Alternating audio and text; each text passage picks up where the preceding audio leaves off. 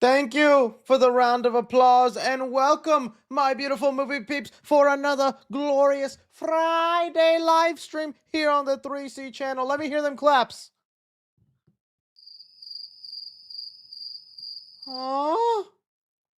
I added one new soundbite, and it's crickets.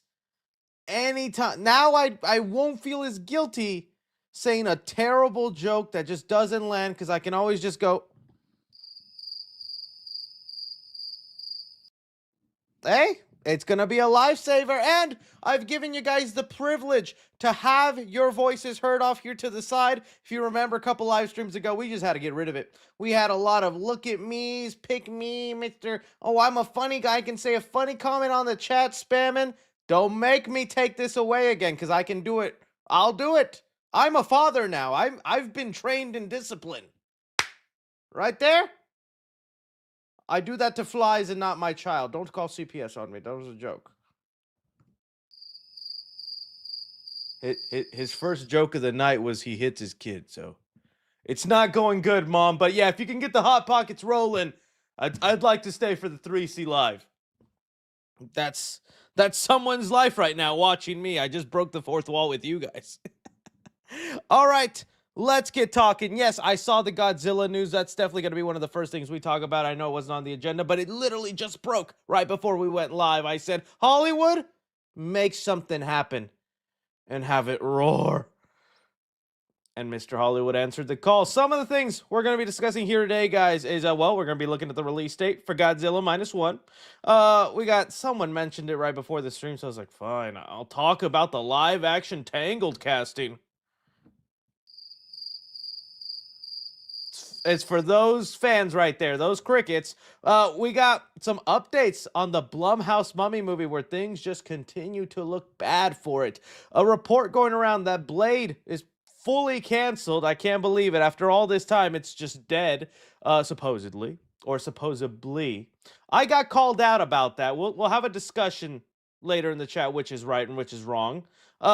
Sebastian Stan is looking like he is Harvey Dent. The trades are now saying it's the official word going around. We've got to talk about how he's going to be used in the Batman now.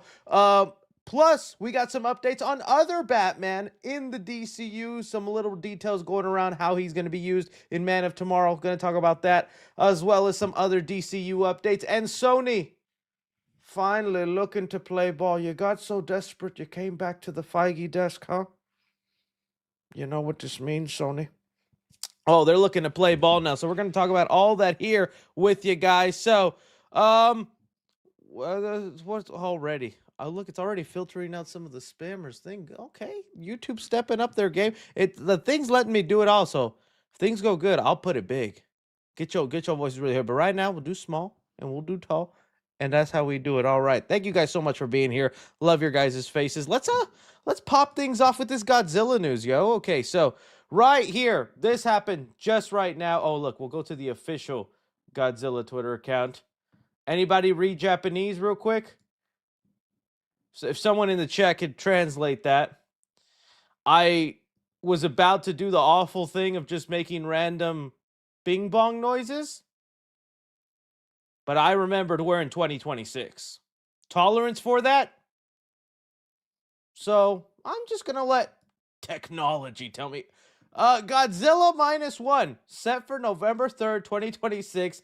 A Tuesday holiday. Everyone, let's meet on Oh, it's Godzilla Day. Well, that's fitting. That's nice. Let's go. Godzilla Day. I need to add like a roaring crowd sound. I didn't think my audience isn't like that. They don't roar and get hyped about anything. I guess this is the happiest sound I have.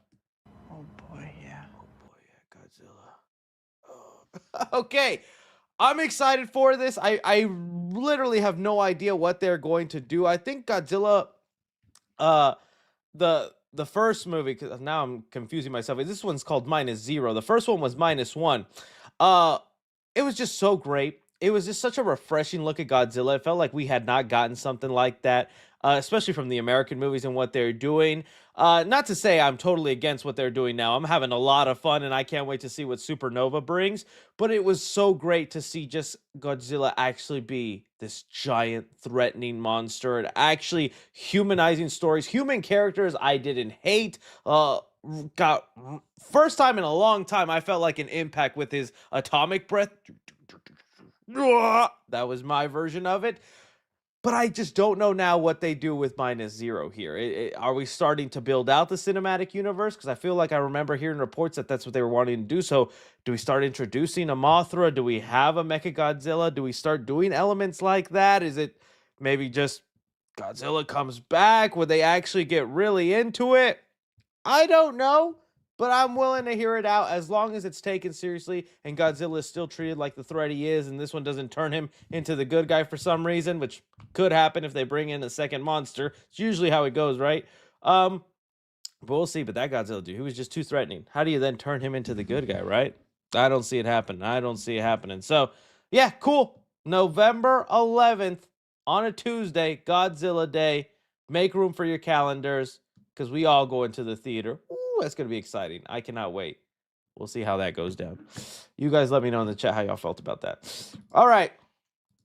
Let's get this out of the way. Apparently, we're getting a Tangled live action movie. Of course, that's what we all want. I'm just sick of these. I'm tired of these. And can I confess something else? Don't get mad at me. I haven't seen Tangled. I need to. Oh, you need to leave. Oh, brother, this guy stinks. I never got to it. I don't know. Maybe because it was new age Disney. I just didn't get around to it. I know. Elsa, get out. Boo. I know. I really have not gotten around to it. And also because it was just like a Rapunzel story, and I had already known the story of Rapunzel, but I get like the idea from what I've heard. Tangled like kind of flips it, subverts expectation, does things a little bit differently. I'm gonna check it out. I'll watch it now. So I guess that's why I didn't have a strong opinion or didn't care either way. But also, Disney live action remakes have just been letting us down so much. Like, there's only one now I'm curious to see, and the updates on that have not been great, and that's the live action Hercules movie, okay? I want to know where my Hercules film is, what's been going on with that. None of these casting updates are legit, but Glenn Powell as Hercules, that would not be bad. That would not. Danny DeVito again as himself, that'd be great. Willem Dafoe as Hades would be awesome. They keep flip-flopping on the updates with that. They keep saying it's going to happen, it's not happening, it's from the perspective of Hades. Oh, never mind, it's from the perspective of Hercules. It's traditional Russo brothers. I'm just give me the movie. I want the movie. But until then, that's the only one I care for to see. We got Tangled, and look, these two people, I wish I knew them for more stuff. I think I do know the guy from Thanksgiving. The Thanksgiving Eli Roth movie that just came out. He was a character in that, and I didn't think he was half bad in that. I know people know the girl as Raven in Titans. Again, wasn't a show I got into, so I don't know. But sure, I'm sure it'll be fine. Catherine Hahn as Mother Gothel. They gonna make Catherine Hahn gothic looking? MILF Gothic? That was in that. This is what I've been missing in that Tangled movie? Gonna have to rent me this one tonight after kid goes to bed, know what I'm saying?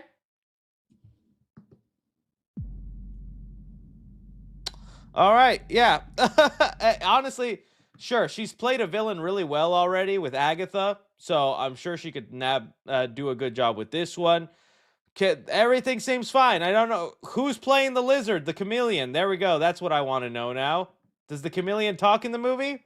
Could we get Tom Holland on this? I just need to fit him in there somewhere. Yeah. 30-year-old with a fiance son, by the way. All right. There we go. The funny guys in the chat. Have your 15 minutes of fame there off to the side. I'd love to see it.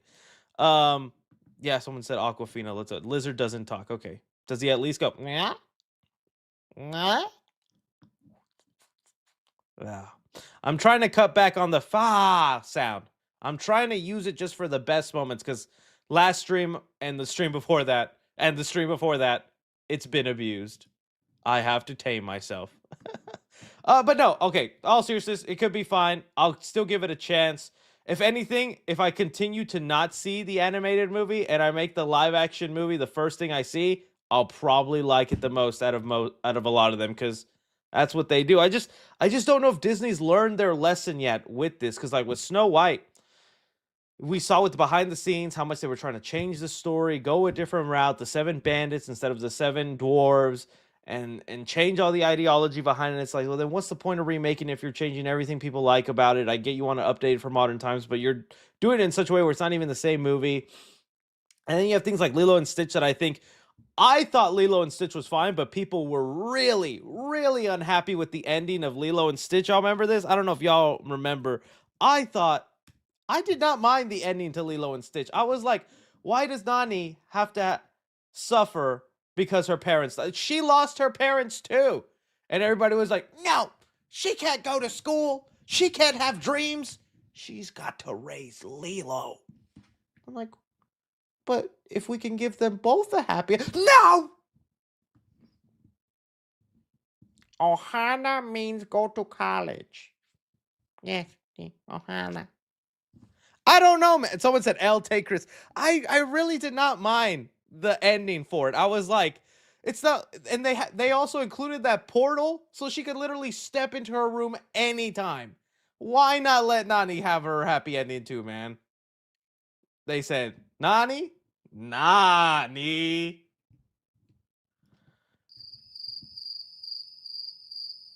I'm gonna own that one. Yeah, okay. See, even the chat right now, rare L3. See, L ending. I don't know, man. It's a W joke. Tough crowd. Yeah, good stuff. All right, let's move on there. All joking aside, though, but like I said, though, didn't mind it. And now that Lilo and Stitch did make $1 billion, now this just could become a Lilo and Stitch video. I can't wait what they do with the second movie because there isn't like a direct route. Like, of course, they're gonna bring in Ruben and all the cousins and all that. They need to change Zach Galifianakis' voice. Just have it say that he like lived in Russia until the second movie, so now he has a Russian accent because that accent that they gave Jumbo just was not it.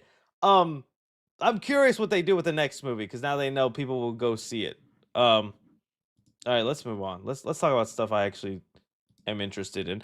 Let's talk about this Mummy movie. Okay, so if you guys don't remember, there had been crazy stuff going on with Blumhouse's The Mummy. Now, let's put ourselves in... oh, gosh. Okay, I got to be careful here because Twitter lately has been not on my side.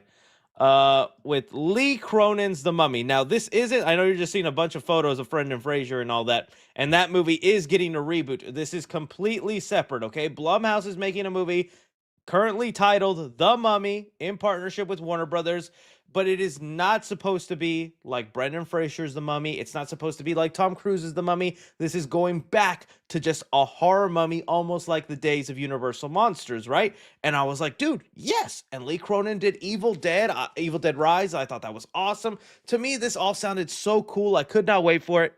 And then about a month ago, you guys saw, I talked about it on the channel, there was a rumor that the movie just was not testing well, that they were even going to change the title from The Mummy to The Resurrected just because the Mummy vibes weren't there.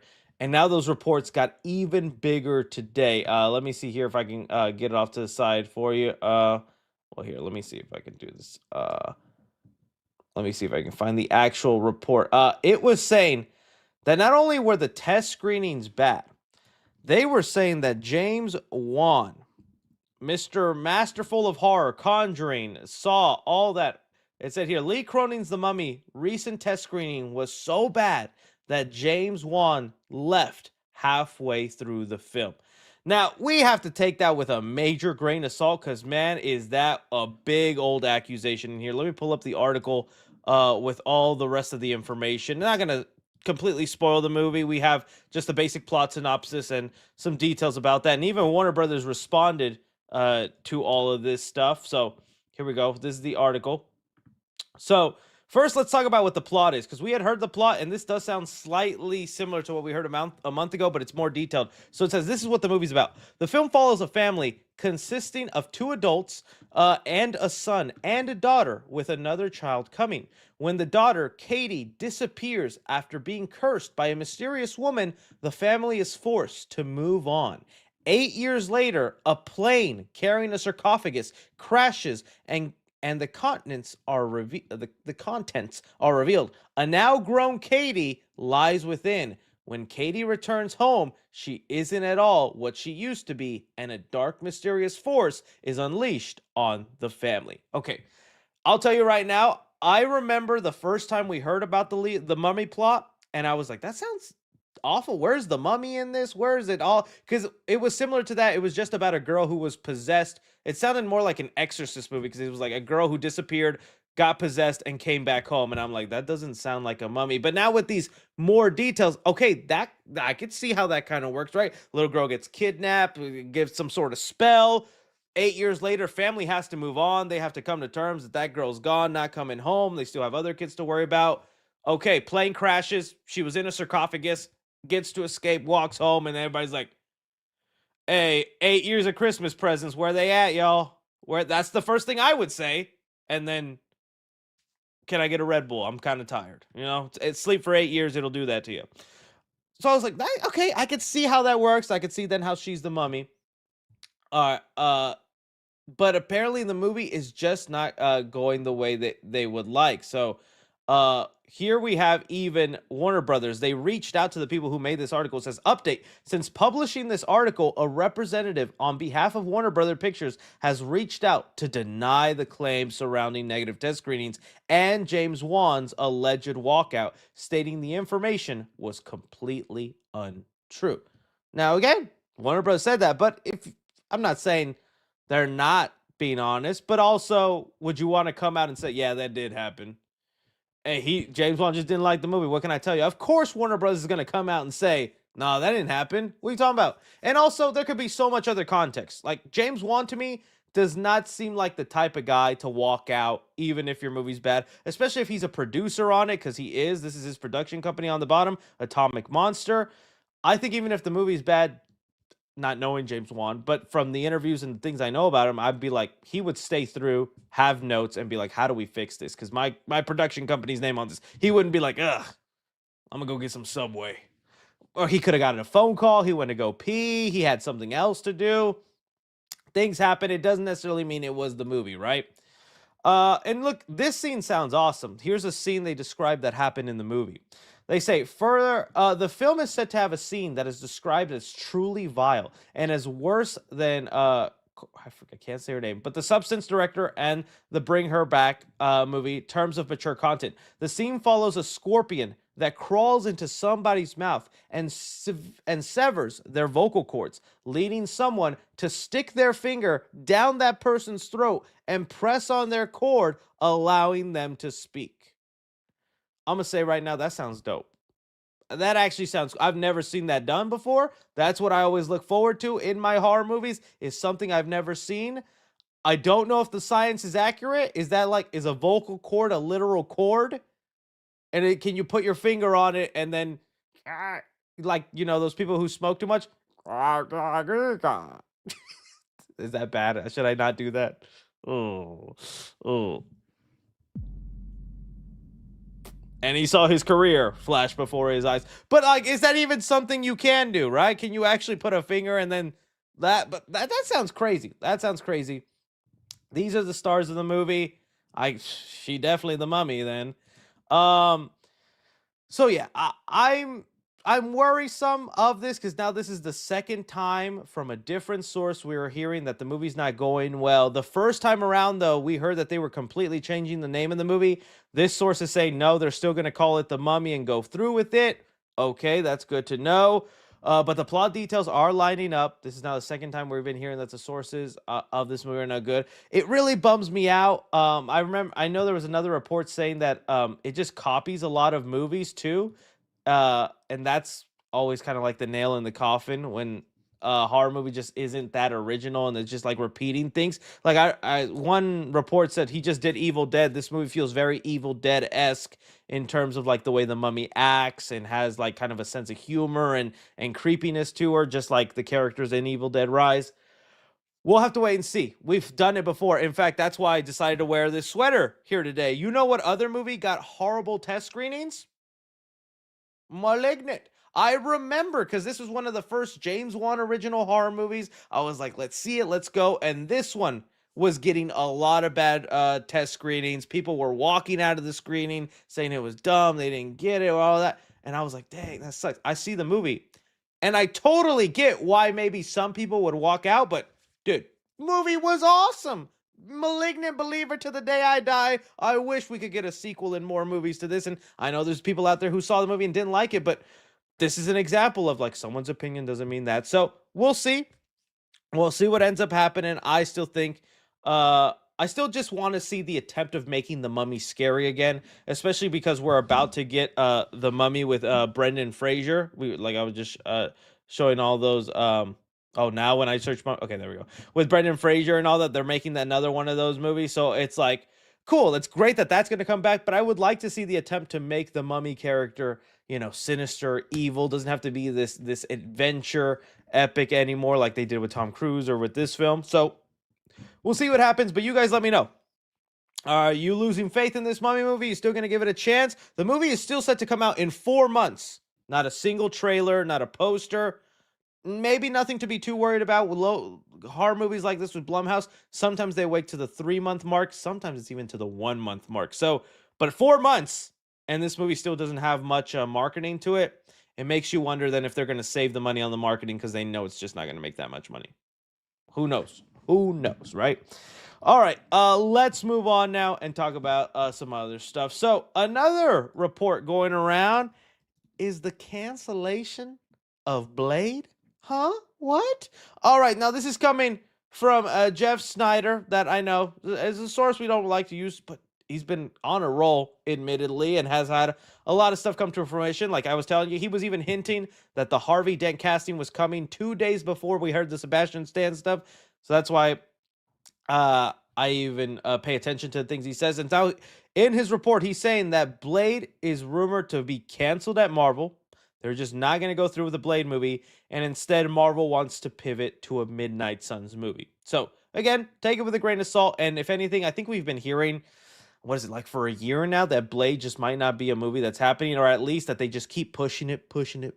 Like this film that got announced in 2019. We're in 2026 now, and it was all the way back in 2019 that this got announced. Like it's been a long time now, 7 years. Okay, thinking about how we feel about this one, I definitely feel bad for Mahershala Ali because I think he turned down so many roles in waiting to be ready to start filming this thing, because that's how it works in Hollywood. And that was one of the rumors of his frustration, where he's like, am I going to film this thing or not? I got roles lining up, opportunities, but because I have to keep my schedule open, because at any time Marvel can start making this thing, I haven't been able to get them. We figured that was starting to go away when then he started showing up in movies again with like Jurassic World Rebirth. He was in another film, I can't remember, but his schedule is rolling again, and it could be because Marvel either finally told him, hey, just go do you, man. We'll tell you if we ever get this thing off the ground. He's also aged 7 years. Okay, like Blade, isn't he supposed to be like half vampire guy? So I'm thinking he's supposed to be looking rather young. It's just a missed opportunity. I think they really did this wrong, but at the same time, we do have to give somewhat props for Feige for not just rushing this thing, not just making it happen for the sake of making it happen. I'd rather it be on hold and get made when it needs to happen, in terms of like the story's right, that fits within the story of the MCU, instead of just forcing it and then it's like all that for nothing, right? As far as pivoting towards a Midnight Sun movie, okay, I actually kind of like that idea, and I think that's something that I wish DC would have done with their DCU. I think now the days of building up to an Avengers style movie is really hard to do, because you know why? Take a look at Thunderbolts. We talked about this. Thunderbolts, unfortunately, was one of those movies that just did not make the money or get as much attention as Marvel hoped. And that was really bad, because Thunderbolts, pretty great movie, really enjoyable, but it's one of those films that has an Avengers buildup to it. It's a movie where it's a culmination of a bunch of characters from different films and different projects all getting together And that actually might have been one of the reasons it didn't do so well, because who watched the one season of Falcon and Winter Soldier, watched the second Ant-Man movie, the solo Black Widow movie, and all this other stuff for them to come together? Some people might have felt left out, and they're just like, I'm just not on that Marvel train anymore. I don't know. Even though I don't think you needed to do that for this, it did good. What I'm saying is maybe now pivoting to team up movie first and then branching solo projects, I think is the better way to go. I think it's a way that would make a lot more sense. Like I said, DC, I think they should have gone on that road. I know it would be crazy to start your new universe with a Justice League movie, but why not? I mean, they were going to do one with George Miller way back in the day before it got canceled. Why not just start your universe with a Justice League movie? James Gunn wants to have it be a fulfilled, connected universe already pre-built. Do that and then branch off into your different projects. I don't know.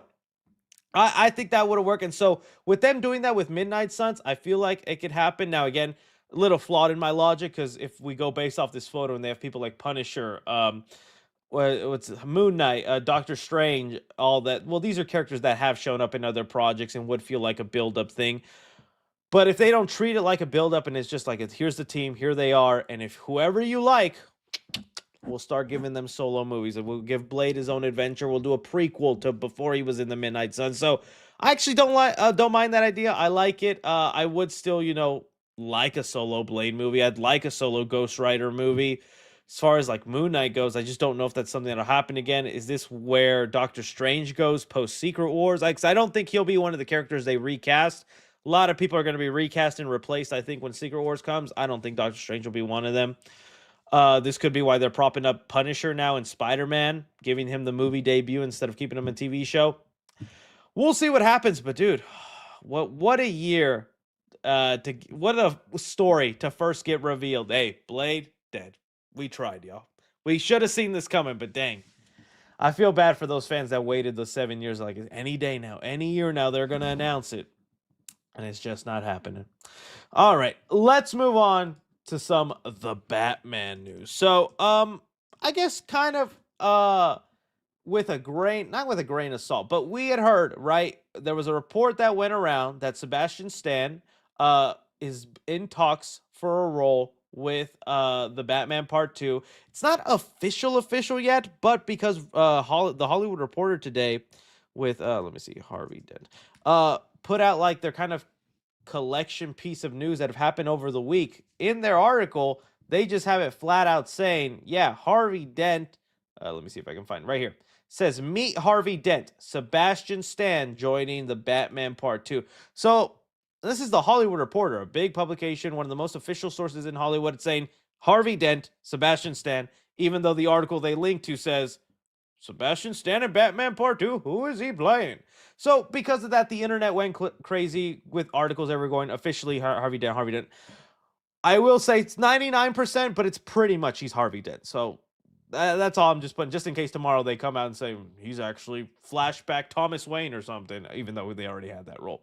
Okay, let's talk about this now that it seems like he is Harvey Dent. A lot of stuff has kind of gone down in this that we got to talk about. So we mentioned Scarlett Johansson was also someone that is in talks for the movie, and her role now seems pretty connected. Scarlett Johansson, Harvey Weinstein. Oh my goodness, don't want to know what that search result is. It seems then people have figured out possibly who she could be playing, and it's looking again like we're doing an adaptation of The Long Halloween. Even though that's kind of what we heard the first movie is. Maybe this is just an extended part to it. In The Long Halloween, the wife of Harvey Dent is someone who has a big role in that story, and is also a big reason for why Harvey ends up feeling lost, ends up feeling there is no hope in Gotham. What's the point? Everything I'm trying to do, the system is still corrupt and all this stuff.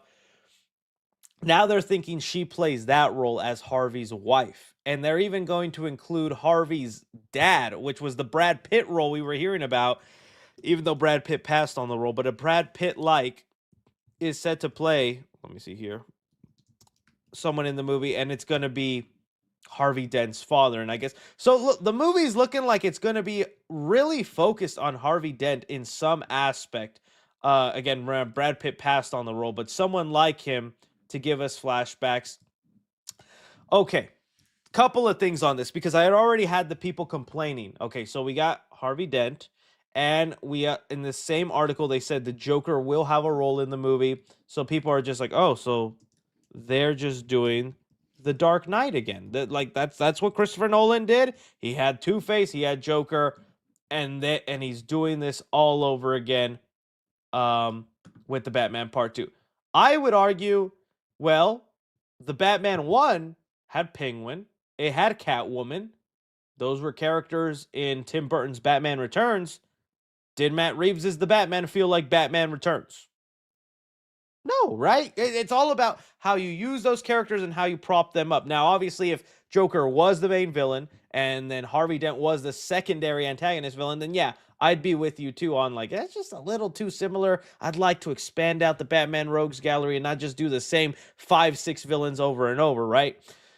But looking at the way that they use like Carmen Falcone, they use Penguin, they use Riddler and all these other characters, it's like I'm willing to see it. I still think Joker is going to be the Hannibal Lecter character where Batman just is going to the prison and being like, "Is this guy with a coin?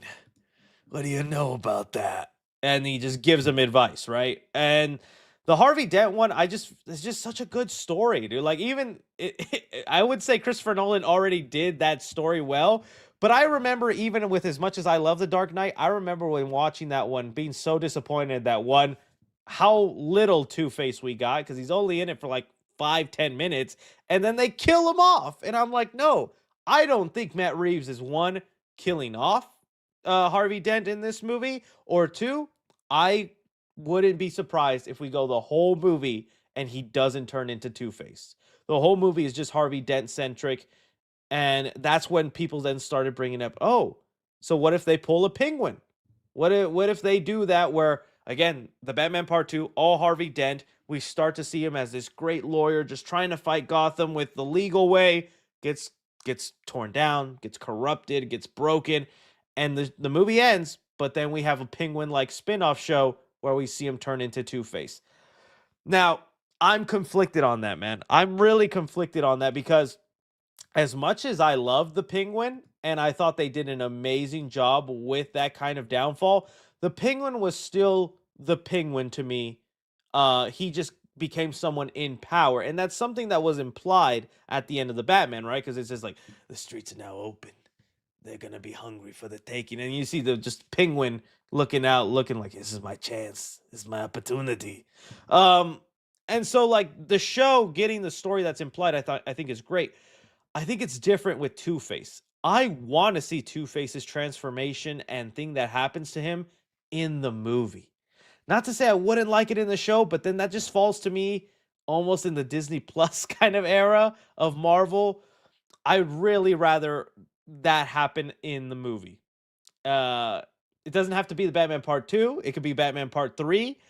Um, I don't know. Am I wrong on that? Would you guys like no, I go ahead, do the whole acid or burning or however he gets his origin in this world, do it in the TV show, and then that way the next movie he already has the burnt face. I don't know. I kind of like to be able to watch the movies as the movies and not have to be like, all right, son, here's Batman Part 1. Oh no, not Batman Part 2 now. You gotta put on 8 episodes of the Penguin. This is vital. I feel the Penguin show is optional between Batman Part 1 and Batman Part 2. That's how I honestly see it. It's optional. It's a nice little cherry on top if you want, and of course you can recommend it. When it starts becoming required viewing is when I'm like, see, I don't know how I feel about that. I don't know. Why do you keep using Disney Plus as a prerogative? Because that's what happened. Uh, ignore the Disney Plus stuff. Jump from Endgame to then Doctor Strange 2. All right? Endgame, we saw Wanda lose the love of her life. The world was saved, and she has a conversation with, I forget who she has a conversation with, but she has a conversation with someone at the lake looking out, being like, we have to look for ourselves. Nothing at the end of Endgame implies Wanda is now bad, is now going to turn evil, or that she has children. But you jump to Doctor Strange 2, all of a sudden, doesn't care about Vision, doesn't mention him once, even though that's the thing that devastated her in Endgame, and instead is hell-bent on looking for these kids that we never heard of. That's if you don't use the required viewing of WandaVision as the Disney Plus. That's what I mean. I want to be able to still watch the movies as go and have the information there. That's where I think Disney messed up, and that's where I think we saw a lot of oversaturation and people disconnecting with stuff. And that's what I mean. Um, she has a conversation with Bubby. Who's Bubby? Hawkeye. Thank you. With Hawkeye. Yeah. But that's what I see. Like, okay, you're right. That's what I mean. It's like I just don't. With the Penguin and all this, it still works because the end of the Batman, he's looking out at the city, and Batman commentates, the streets are now open for the taking. We know Penguin wants them, and so off screen you can just imply, well, he took them. He's rising the ranks, and he's there, and there we go. But now, if you want to see that story and get a little bit more detail on it, pop on the Penguin on HBO Max and enjoy that. But it's not required. I know I complain about that a lot, but I think it makes a difference. That's all I'm saying. I think it makes a difference. Okay. So all is to say, though, if it happens, I mean, could I also complain? 8 hours of seeing the Two-Face transformation unfold. That would be pretty wild. That would be probably really great television, especially with how good they did Penguin. Seeing all that happen would be good. Would be good. So we'll see what ends up happening there. It's all left to Matt Reeves, man. Matt Reeves, he needs to post the GIF. He needs to post a little GIF just confirming it and having it out there. I can't wait to see what the design will end up looking at, because a lot of people don't like the design of the Joker. People were even upset with the design of the Riddler, even though I kind of like what they were going for with the Zodiac killer vibes and stuff like that. I like the look of the Matt Reeves world, so very curious what they would even make a Two-Face, and what would his origin be? Would it be someone throwing acid? Like, that's such a perfect aim for just get half a face. I like the Christopher Nolan one where he's like half gasoline, so he's burnt off this side. Like, that made sense to me. You even got the burnt suit to go with it. Yeah, I can't wait to see how they explain that, or how they make it happen. So you know what? I don't hate it either. I don't mind if they change it. I'm with you. I just think it's just because people are using that Photoshop where they try to combine the Joker face. Not this one, but here, let me see if this one. This is not what he actually looks like. This is taking one frame of his bottom half and one frame of his top half and combining it. He is not going to have a nose that huge. Although, hey, it's kind of like a clown nose, so why not? I think until we see like the full look, because again, this is a Photoshop combination making the nose look gigantic. That's probably more slightly accurate. I don't mind it. I need to see him out of the prison outfit. How green is his hair? And a little bit more, like his acting, I liked it though. That was creepy in that scene when he was like just getting all horny with the Riddler's things. He's like, "Oh, yes, Batman, this guy likes you. Just like I like you, Batman." And he's like, "This is why you're in here. You didn't commit crimes. You creep me out, man. That's why I put you in here." So we'll see. I can't wait to see what they do with that. They should do that Arkham show. Yeah, I wonder what happened to that. They said they just couldn't figure it out. So we'll see. We'll see. Someone said father, by the way. Damn. Chris, you scaring me. Put him in Arkham. All right. Let's move on. Oh, well, we were just talking about Batman. We got now the DCU Batman to talk about. So we got more updates on Man of Tomorrow, which is funny because I feel like this isn't the update, but this part of the update we have been updated on like 5 times now, where I'm like, guys, just get to the casting announcement already. Because here again, we are being told, rumor, Wonder Woman is reportedly being cast in Man of Tomorrow, with James Gunn said to have met with the actress for the role ahead of the holiday. Now, that isn't the update, but every time for the past 4 times now we talk about Man of Tomorrow, it's Wonder Woman is in the movie. That seems pretty much a given. Again, it's coming from sources who have gotten stuff right on this, so I can't wait to see when this happens. I mean, it could be in a matter of weeks. We get announced who Wonder Woman in the DCU is. That is going to be an interesting day. I still remember when Gal Gadot was announced, and all this. It wasn't even her acting ability. People, she's too skinny. Wonder Woman needs to have giant. Like, for people were mad she was not stacked. I remember reading all that online, and like, she doesn't even have big old thighs. She's muscular. Like, okay. I remember, I think it was Sandra Bullock back in the day. Sandra Bullock said, okay, so I got to be careful when I look this up. Hopefully I didn't make this up. Sandra Bullock said she would get a boob job to play Wonder Woman. I remember this. Am I making this up? Sandra Bullock, desperate to be Wonder Woman under breast augmentation.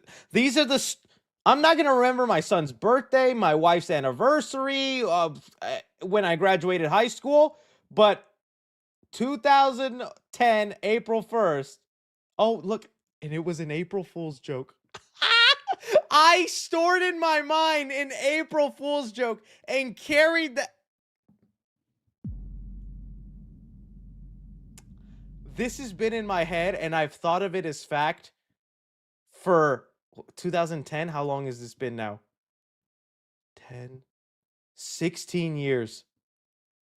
16 years, I believe this story. This deserves it. Ow, it's finally time to use it.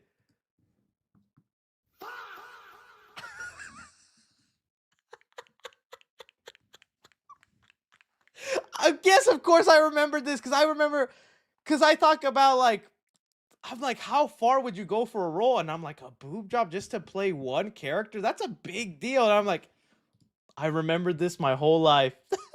How old was I? I was 2010. Okay, I was a freshman in high school, so I was still learning the world. I still didn't realize about clickbait articles. I thought everything the internet told me was true. This is kind of embarrassing now, guys, okay? Okay, yeah, Chris has been believing. I've been telling everyone I know too. I'm like, hey, I'm Chris. Hey, this is my wife. Did you know Sandra Bullock would get a boob job for Wonder Woman? Yeah, weird, right? Crazy lady. Okay, let's move on from that. I'm glad I can now. That's like an Inside Out. Whenever that memory can turn gray and disappear like Bing Bong. I need that to happen now because I need that space filled. That's crazy that I've had that in my mind for this long. Okay. Moving on, though, the part that was interesting about this, he does say, the article says, Batman is expected to be referenced, but will not physically appear in the film. The more we hear about Man of Tomorrow, the more it's sounding like a really big film. I don't even know where people were getting this, but I saw, let me see if I can find it. I saw someone, one of the update accounts, let's see, everything DCU, I think it was. One of the update accounts was saying that Man of Tomorrow is being treated like an Avengers film. Here it says, looks like Man of Tomorrow will be the first big event of the DCU, akin to the Avengers.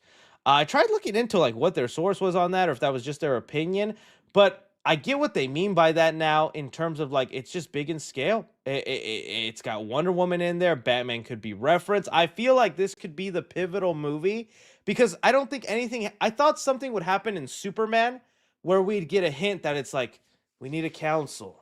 We need a group of heroes we can trust. We need justice in the form of a league. Say that again? Oh, I thought Crypto was going to have that line. And he's like, oh, you talk, Crypto? What the heck? But no, nothing really happened like that. I thought they would do more with the whole superheroes who work for a corporation and have these uniforms and are sponsored. They didn't do anything with that. And so maybe Man of Tomorrow will address some of those things, and we'll talk more about who should we be dividing the power to? Should the government be the one telling the superheroes what to do, or should the heroes just take up that mantle themselves? Hopefully Man of Tomorrow then has that sort of step in the direction so that we can see the crumbs that lead us to the Justice League. Because like I said, Superman didn't really have that. Or no, they should just commit to the Justice Gang name. That would be. I was surprised the Justice Gang was still a thing by the end of the movie. But okay, Batman also then just being referenced and not shown up, I also do kind of like that. I'm not sure when Batman should show up. He's not showing up in Clayface. If they debut him in Clayface, I will be shocked. I think Batman will for sure be referenced or maybe like a figure talked about on the news in the Clayface movie. But as far as actual appearance, my best bet was Man of Tomorrow. And if they're saying no, he's not going to be here, but they will mention him, I wonder to what capacity or into what state, because again, this feels like a global threat. Brainiac coming in, about to destroy the world. Lex and Superman need to team up. Well, you got to think Batman's going to be like, well, I'm not leaving it up to you. Last time you cracked a city in half, dude. So I don't mind that. I like the idea of that. As we're talking about DC, let me talk about some other DC projects that have been coming up here. We've gotten some new updates of things that are moving forward, things that are not moving forward. Let me see if I can find the actual thing. Let me pull it up here to the side. I got it bookmarked. Okay. We have gotten some small updates on what's been going on with a couple of projects. So here we have here. All right. So this is again from Snyder, same source, saying the Teen Titans movie and Sergeant Rock movie are both on ice for now. No. Okay. Well, it doesn't mean they're canceled. It just means right now they're on hold. It says Teen Titans is having a conceptual problem, while Sergeant Rock has no director, no update. So weird. Again, I don't know why Sergeant Rock felt like such a priority to them. I get having Luca Guadagnino in there as a great director, and so the great talent. You think he'd do something great, but to me, it just didn't feel like the movie that would catapult the DCU forward. It just felt more like a movie you do like once you get the big heroes out of the way, once you get Batman, once you get Martian Manhunter, La Flash, Wonder Woman. Well, then you move on to some of these other characters and tell intertwined stories in the DCU. But Teen Titans, oh, dude, we were hearing so many updates about that, and I was like, finally, this is where we'll see Blue Beetle again. I know Solomon Isla has been waiting for that, but now I'm wondering, by the time Teen Titans happen, he ain't gonna be no teen. He's barely a teen in Blue Beetle. He was already going to college. That kind of sucks.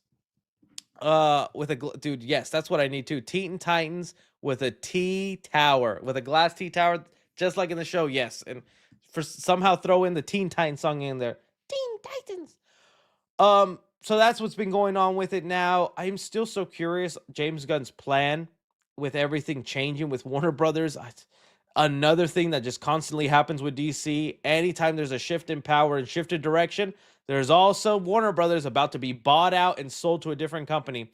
And we know James Gunn's contract ends in 2027. That's I believe that's what they said. They said James Gunn 2027 DC contract. Unless that was another April Fool's joke I fell for. James Gunn and Peter Safran's contracts of the head of DC were extended following Netflix acquisition, now running through spring 2027.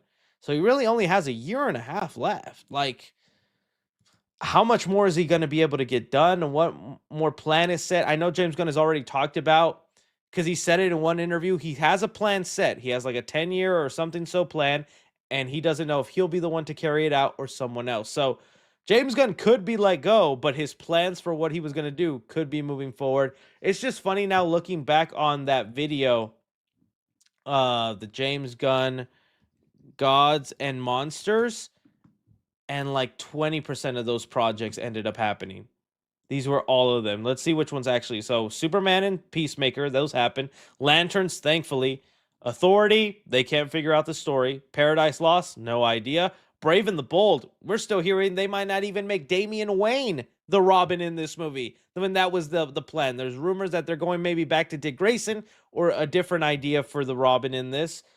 Booster Gold, dude, I wish I knew what was going on. Supergirl is coming out. Swamp Thing and Waller, no idea. Oh man, we'll see what happens though. Still very excited for the DCU. It's just like, I just wish we knew like the phases. At least Marvel, like it. What happened with Blade is a rare thing with them. Last time something like that happened was Inhumans. So at least when Marvel puts a plan in place, it's most likely happening, you know. But we'll see, man. We'll see. I was hoping the Teen Titans movie would happen. Still excited for Man of Tomorrow though. But if that's going to be one of the last projects in DCU, well, then get Batman in there. I want to see him already.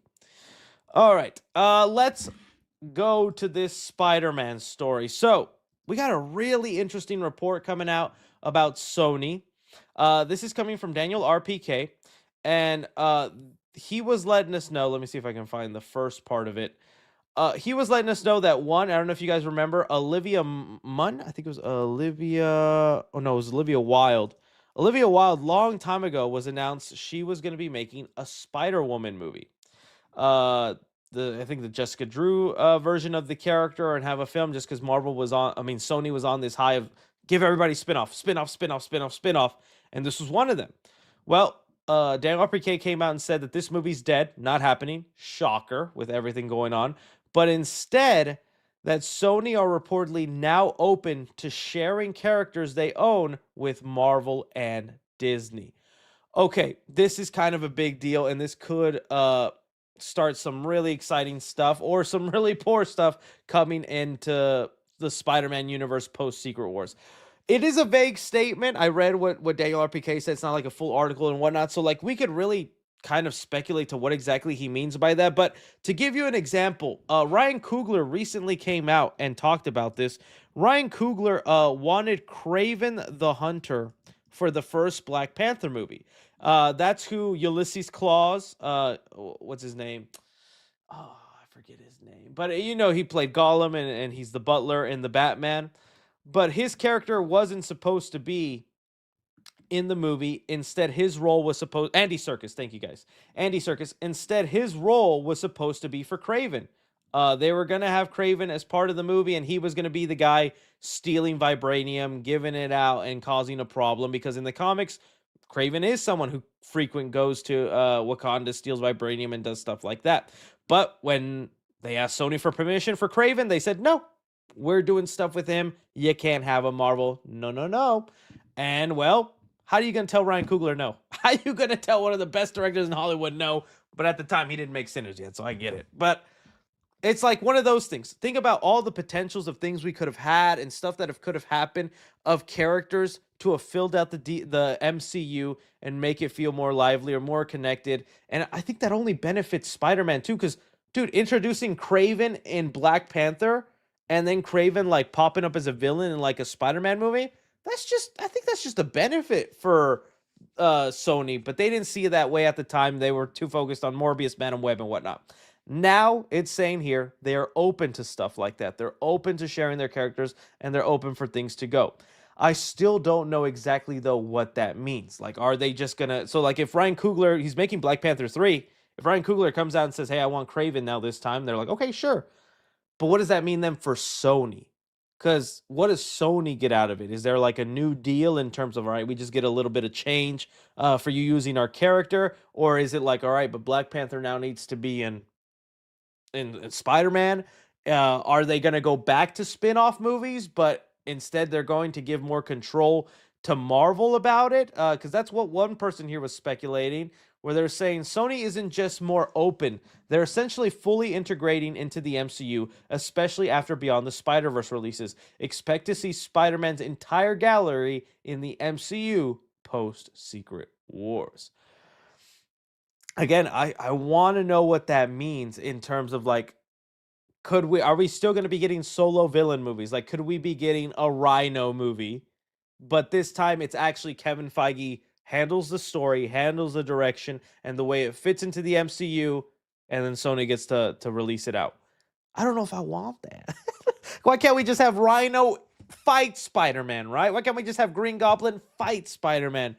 I'm hoping it's just in that kind of Kraven the Hunter situation where it's just using the characters and maybe in return Sony a Marvel gives them a character or more. But I mean, they already have so many characters in this new one. They got Mark Ruffalo's the Hulk. They got Punisher, John Bernthal in there. They could probably get Daredevil if they wanted to, but they haven't. If they're doing the whole like Sadie Sink is rumored to be a mutant, some sort of X-Men, like if she is Rachel Summers or Jean Grey or whatever, that's a lot of MCU characters that they're just letting Sony have some fun with in terms of their story. You would think Marvel would get something out of it, right? We need Black Cat. Yeah, Black Cat would be good. I hope we still see a Black Cat and Silver Sable. I do too, but I want them. in a story with Spider-Man. To me, the thing that makes those characters interesting is interacting with Spider-Man.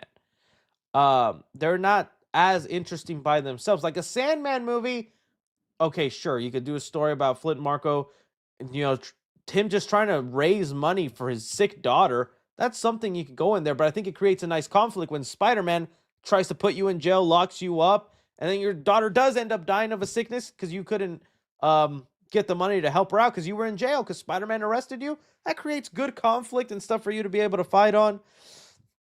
So I don't know. I'm curious what this all means. I'd really be open to your guys' interpretation. A proper Sinister Six movie. I wouldn't necessarily mind that. I'd still rather Sinister Six kind of be built up. Let's see here. What's your ideal symbiote saga in the MCU, Chris? Oh, dude. I would want to do really nothing with the Tom Hardy movies. Like I've already said it, I want them to just ignore that No Way Home ending with that because they've already ignored all the other post credits with Venom and whatnot. So I don't want the symbiote to act the way it did with Tom Hardy. I would want them to create new lore. I would want it to be where Spider-Man gets it first, and then it goes on to somebody else because that way the symbiote gives them Peter's memories, Peter's secrets, and then Venom is supposed to be like how he is in the comics, where he gets Spider-Man's powers. He doesn't just randomly happen to have alien goo abilities that mimic Spider-Man. Because if you remember, Tom Hardy's Venom doesn't have any of the powers of Spider-Man. He just copies a lot of them. So he doesn't cling onto walls like a spider. He just claws onto a wall like the Hulk would. He doesn't shoot out web. He just shoots out symbiote goo. I don't know. And he didn't even have the white spider. 3 movies and no white spider. Sony, let me talk to you real quick. Who should play Eddie Brock in the MCU? I would have liked Alan Ritchson, but I think he's too old. He's too old now. Jacob Elordi would be kind of cool. I wouldn't mind him as like a Eddie Brock. Doc Ock solo movie. Yeah, so we'll see what ends up happening, but hey, it's good to know that Sony's realizing we can't just keep making spin-offs. We're hurting our own brand. It gets to a point, well, they've seen it with every Spider-Man spin-off they would make. Less and less money was coming in. They were hurting their own brand. I honestly just don't know, Sony, seriously, make Tobey Maguire's Spider-Man 4. Make Andrew Garfield's Spider-Man 3. The world is about to get 2 different Batmen. Robert Pattinson's and the DCU's. Just do it. Just you'd be you'd make $1 billion easily. I don't know about Andrew's movie. I know we live in a bubble and all that. Toby's movie would easily make the Billy. Andrew's, I think you could pop 600 mil. That's still a lot of good. That's more than Morbius and Madam Web. Do it, Sony. But they ain't gonna do it. They ain't gonna do it. Don't you dare say that unless Toby dies in Doomsday. Oh, I did have another story. Good. I didn't have that on the agenda. We'll talk about that here in a sec. All right. But yeah, so you guys let me know and speculate on what you think this means. Because I think the statement is so vague about Sony is now open to sharing Spider-Man characters. Where it's like, okay, it could be like in the Ryan Coogler situation. But then how does it work in reverse for the Sony situation? Right? Like, are they then going to make like a Doc Ock movie and they could have him meet Tony Stark?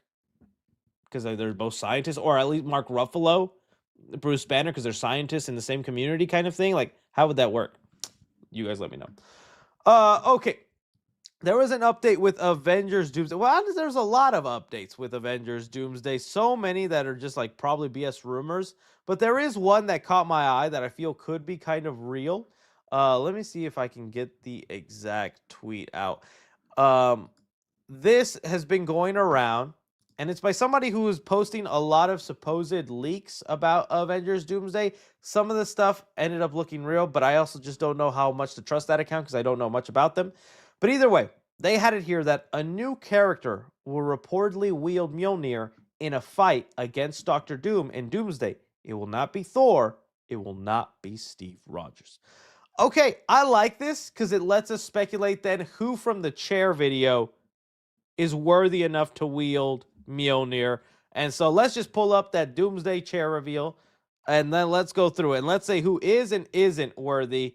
Because I think, just like with my versus video, might be some hot takes. Doomsday cast. All right. Let's see here. All right. Well, we know Chris Hemsworth Thor worthy. All right. That makes sense. He's Thor. He wields it. Okay. Vanessa Kirby, uh, Invisible Woman. I'm gonna say yeah. I think she's worthy.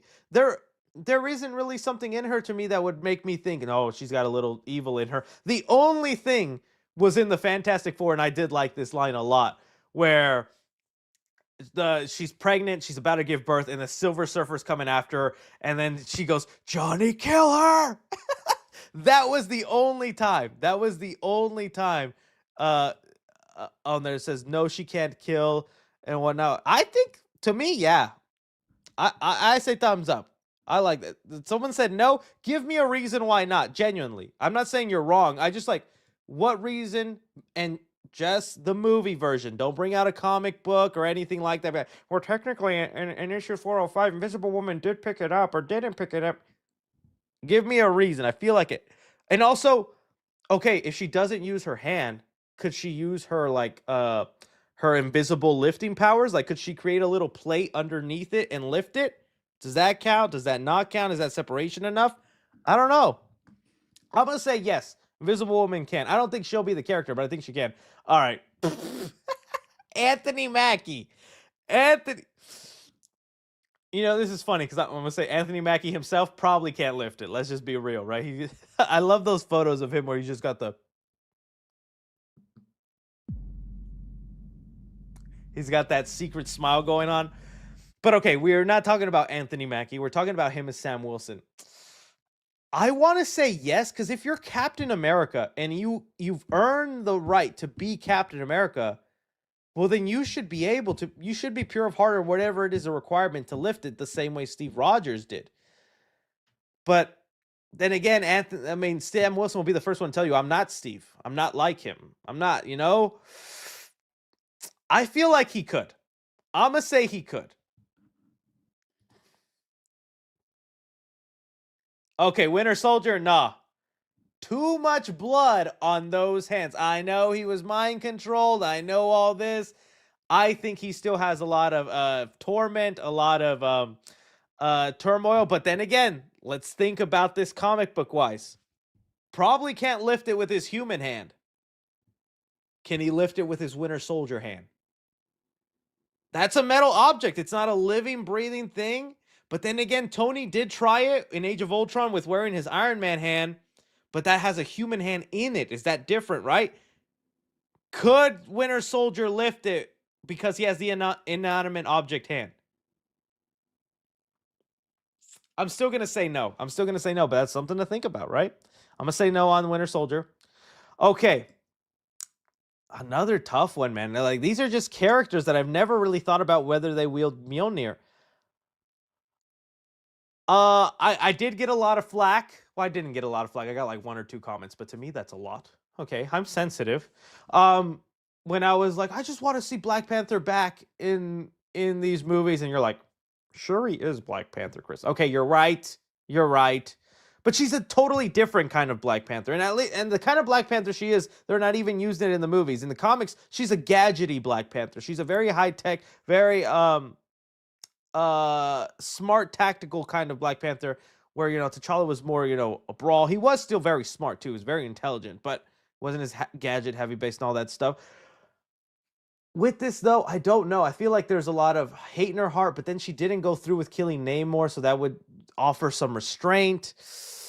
Let me see what y'all. A lot of y'all say no. Girl's a genius. Yeah, just being a genius though doesn't make you being like. Look at Tony Stark. Genius doesn't mean he can lift Mjolnir, right? I'm gonna say no for now. Come on now, Ant-Man. Ant-Man ain't gonna do it. Ant-Man goon too much probably. That's what disqualify him. I said what I said. We love Ant-Man, but he's like us. We wouldn't be able to lift Mjolnir. I wouldn't be able to lift it. You commenting right now not doesn't mean we're evil people. It just means, hey, maybe we didn't leave a tip that one time we were at the restaurant. Maybe when we were finished grocery shopping, we didn't put our cart back where it was supposed to go. We just left it there at the parking lot, right? Doesn't mean we're evil. That last one might mean you're evil, though. I'm just saying. But I'm gonna say no. Okay. What, bro? If you right now are about to tell me why, if you're about to be one of the people that tells me that U.S. agent can lift it, bend over. I'm gonna spank you. You need to be taught a lesson. No. No, I knew it. I knew it. People over here. Oh, y'all, the way some of y'all immediately said no for Sam Wilson, Shuri, but U.S. agent. That's my Captain America. No, come on. This guy, no.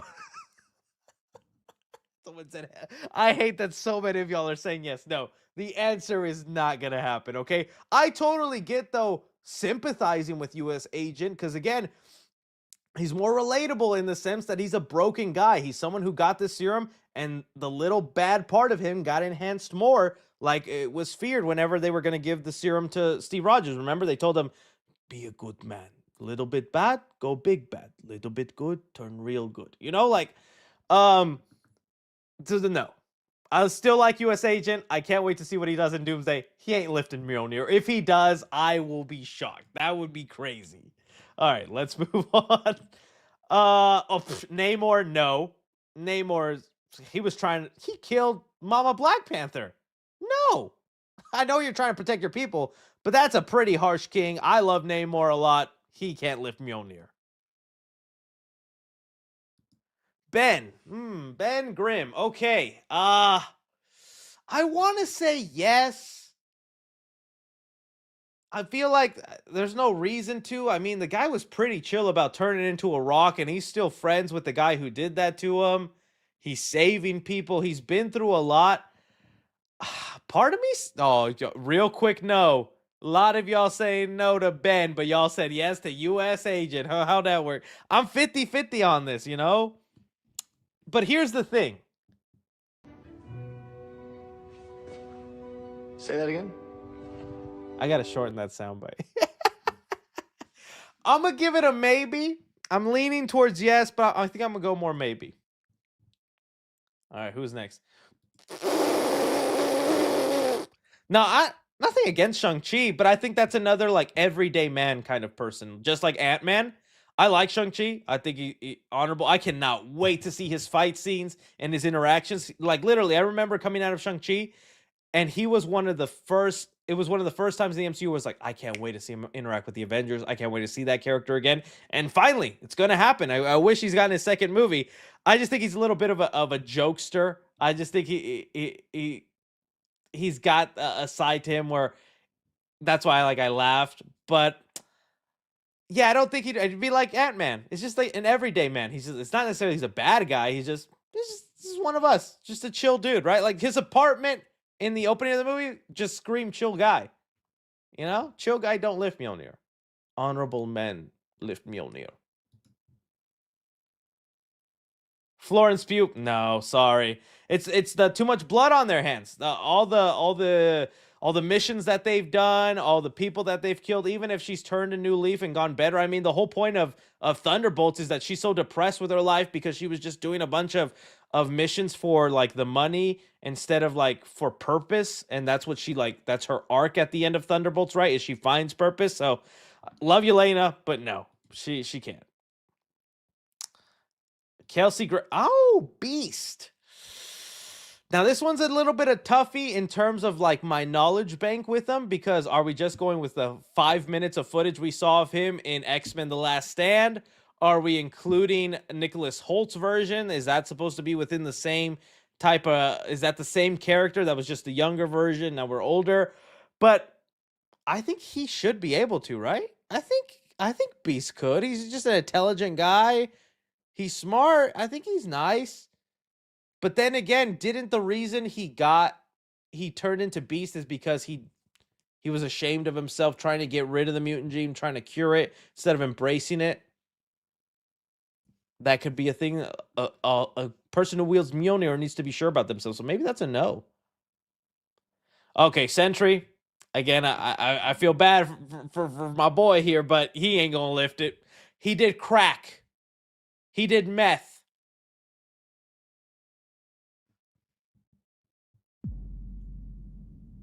That was a plot point in Thunderbolts.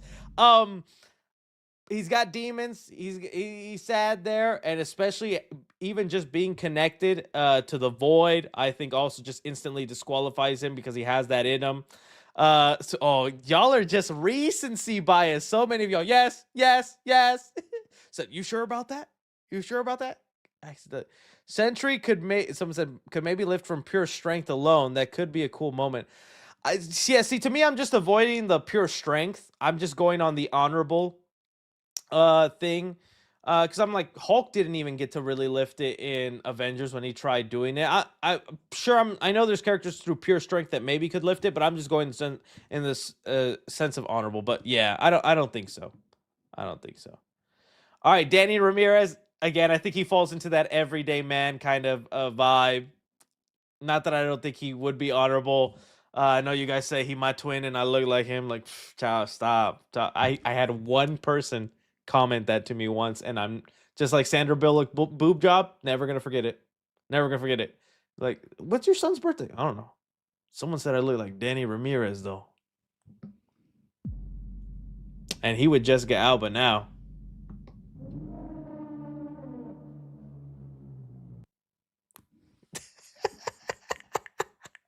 Yeah, one that's gonna be a tier list video one day. It's me if I tanned, and I if I tanned, and I if I lost weight. Someone said it, man. I don't know. I'll find the comment. It said, "Bro, let it go." No. It was the one time someone said, "Hey, Chris, you look like this guy," and I didn't cry tears. I'm going to make that a real tier list. There's been several people you guys have said I look like, and I'm going to tier list on who I actually think I do look like and who I don't. Some of them really hurt my feelings. I hope y'all know that. Okay, moving on. I'm going to need you to log off. Bro is delusional. Be honest, Chris. That's a lie. You look nothing like you. Okay, I do agree with you. If I beat honestly, yes, I'm doing it for the joke. But someone did find one photo where for a certain angle, we did kind of look alike, okay? I'm so delusional, man. I can't. All right. So no. Joseph Quinn. Human Torch. No, that one. He's a womanizer, ladies' man. Does all these other things? No. He's got the Tony Stark kind of personality to him. So no, he wouldn't be able to lift it. As much as I like Human Torch. No, Red Guardian. No, dude. Think of how many war crimes he's committed. He was our freaking arch nemesis. He was Russian Captain America, and now he's almost actual Captain America on the Avengers. No, Red Guardian cannot. We are the Thunderbolts. Winston Duke here. Okay, M'Baku. I don't know, man. I want to say Black Panther 1 M'Baku, no. But Wakanda Forever M'Baku, I feel like yes. Right? And he's king of Wakanda. He's serving people. He feels like he's put aside some of his evil tension ways. No, he's vegetarian, so no. I knew it. Somebody was going to bring that up. Said no, he's vegetarian. I guess maybe meat eating would be part of the equation, right? All right. I would say no, I guess then too. All right, y'all gonna have to help me out there. Hannah John Kent? Am I on the wrong video? How come that name isn't ringing a bell to me? Oh, Ghost. Okay. No, because she was a villain, right? So she already did her bad deeds, was evil, and she was one of the biggest mercenaries. Like she was killing a lot of people for Val or Miss Valentine, whatever her name was. Okay, now this is the one people are going to want to debate on because the rumor that the whole reason we're talking about this and going through it, some people were the rumor was that it'd be Loki. It'd be Loki who got to pick it up and will do this with Doctor Doom. And so that's why people right now are going to spam in the chat. Yes. Okay, now this could be a situation where they've earned it over time. And a lot of characters could probably earn it over time. Do I think Loki has maybe done that? I want to say yes. I think he has earned it, especially if we're talking about Disney Plus Loki and the one who's gone through all those things. I'm gonna say he has earned the ability to lift Mjolnir. I think that actually works. I mean, dude sacrificed his life to sit for eternity on a chair. I think he can lift a hammer, if not just to do one nail on a wall, right? Um. So yes, I will say yes if it is the Loki from Disney Plus. If it's any other Loki, no. Patrick, you know, this is a hard one because part of me wants to say yes, right? Because he's like the Mister Rogers of mutants, but at the same time, Mister Rogers didn't hand you an AK-47 and said, "Go shoot that guy."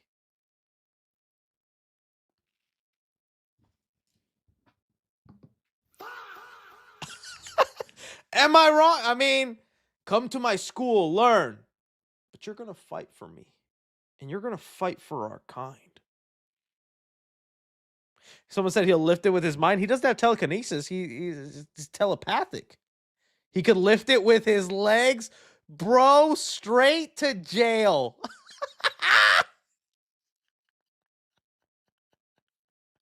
Oh, that's something Deadpool would say to him. Think you can lift it with your legs? I would say like you think yes, but I'm gonna say no. I think he's got well intentions. He's a good guy. He means well, but I think he's also made some really tough sacrifices and some really tough choices that disqualify him. Particularly like the whole way he handled Jean Grey in like the early X-Men movies and just suppressing her mind and not ever really letting that out. He did it with good intention, but did it actually ended up working, right? No. I was about to say something. um you'd like to because he's gone through so much, right? But I mean, he's also murdered a lot of regular people. I mean, I'm gonna say, I know it's made of metal and whatnot, but again, we're going off that. But I guess I was talking about inanimate objects. Fine, if you want to talk about the metal, he could lift it. But in terms of just grabbing it and holding it, no. But sure, he could lift it with metal. I was just meaning in terms of like that. But that would be crazy. Then, but would that be a cool fight scene? That actually would be a cool fight scene. Just Magneto standing off to the side like this, and the Mjolnir just, and him just aura farming.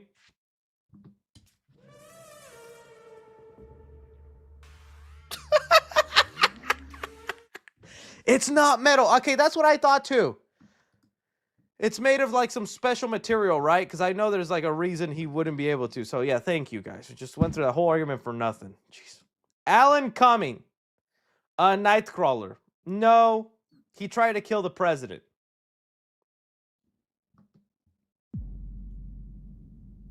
That was literally the opening of. Was he mind controlled though? I don't remember. But that's how that movie opened.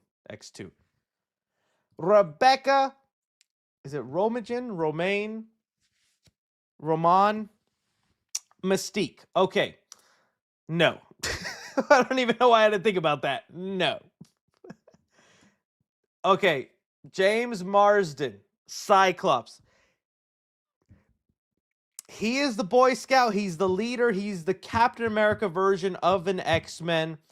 Part of me would want to say yes, but I think it's another situation like with Professor X.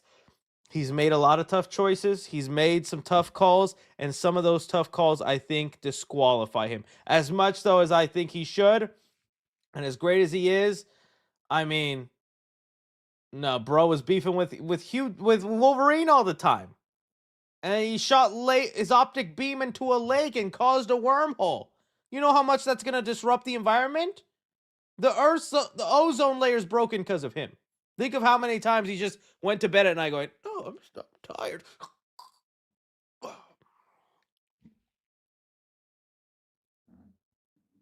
I'm going to say no.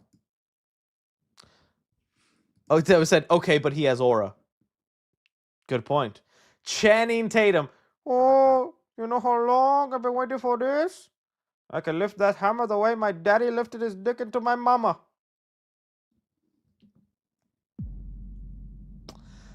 Hey, that's how he was talking in Deadpool Wolverine. I'm just being comic accurate.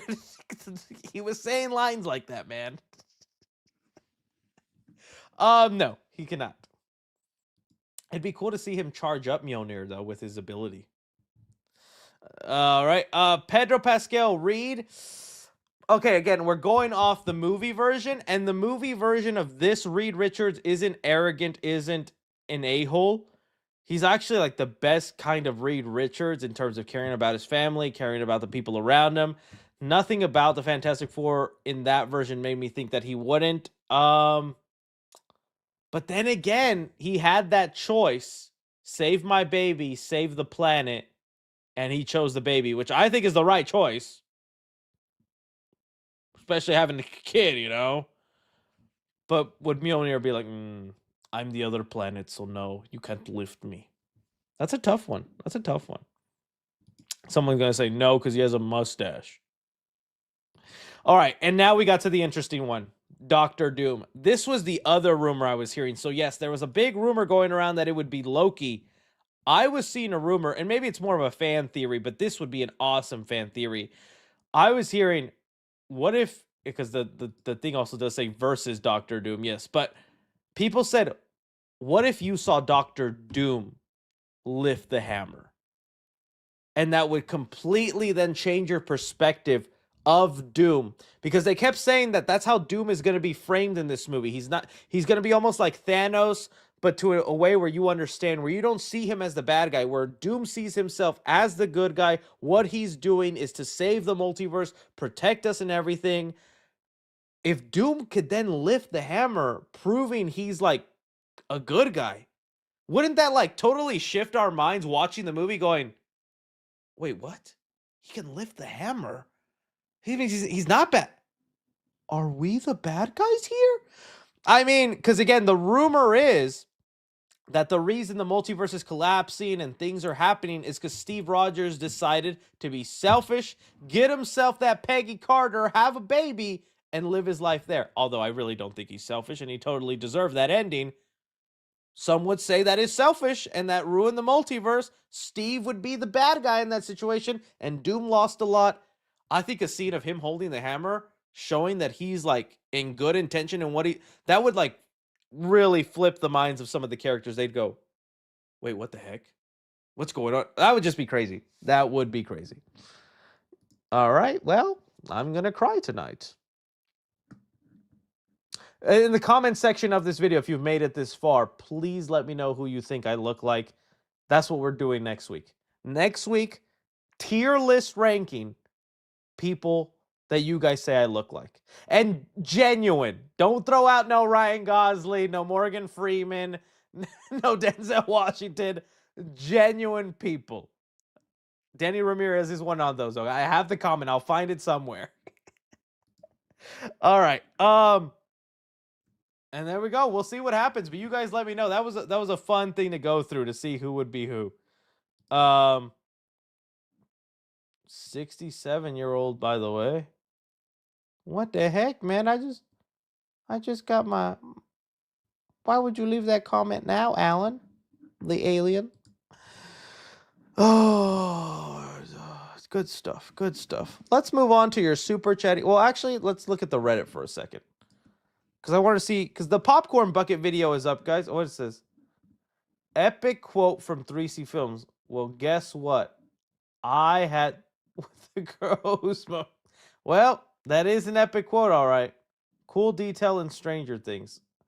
It's a whole clip. It'll get me copyright. Netflix isn't good about that. Just a chill. Shang-Chi is just a chill guy. All right, let's look at his apartment. I will prove to you. And tell me that isn't chill guy apartment. Shang-Chi opening. Let me see if I can find it. Not this opening scene. There we go. All right. Look at that. I have a board in my room. That's a chill guy. You know what else chill guys do?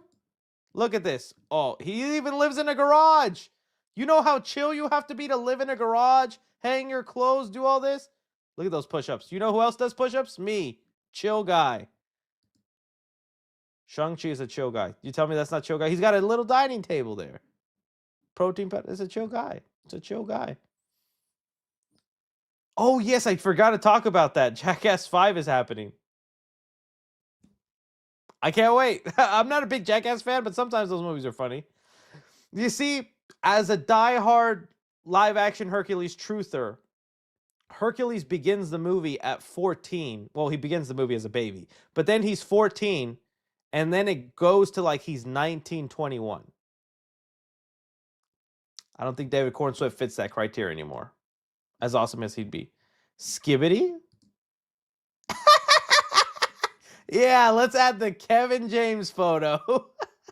Looks like we got another one on there. Okay. Good stuff. Oh yeah, that's epic right there. That's how we do it. Ooh, that's how I like it. I'm a screenshot that actually. I save that. Show Emilio, my son, that in the future and be like, I was somebody once, son. I was somebody once. Mummy design leak. That'd be a crazy mummy. SpongeBob 3 pants. All right. When you use, oh, I don't think you can actually put a baby in it, just popcorn. I do still have that though.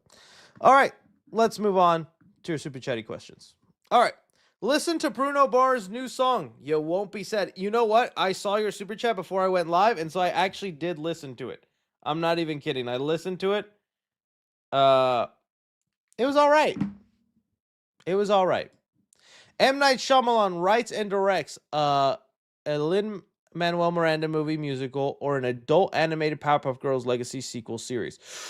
M. Night Shyamalan. Oh, dude, the Powerpuff Girl movie. I'm not a big musical guy. I do like some. La La Land, Grease, High School Musical. I think that's about it. But Powerpuff Girl movie, man. Who would you like to see in the X-Men lineup? I want Bryan Cranston as Magneto. He has a direct Jewish Austrian descent. And Ewan McGregor as Charles. Ewan McGregor's Charles would not be bad. It would not be bad. I'm down for anybody. I don't know if Bryan Cranston as Magneto. We know how he looks bald. But I actually would like somebody to pull off the white luscious hair. Because again, Ian McKellen, I'm sorry, buddy. What was that?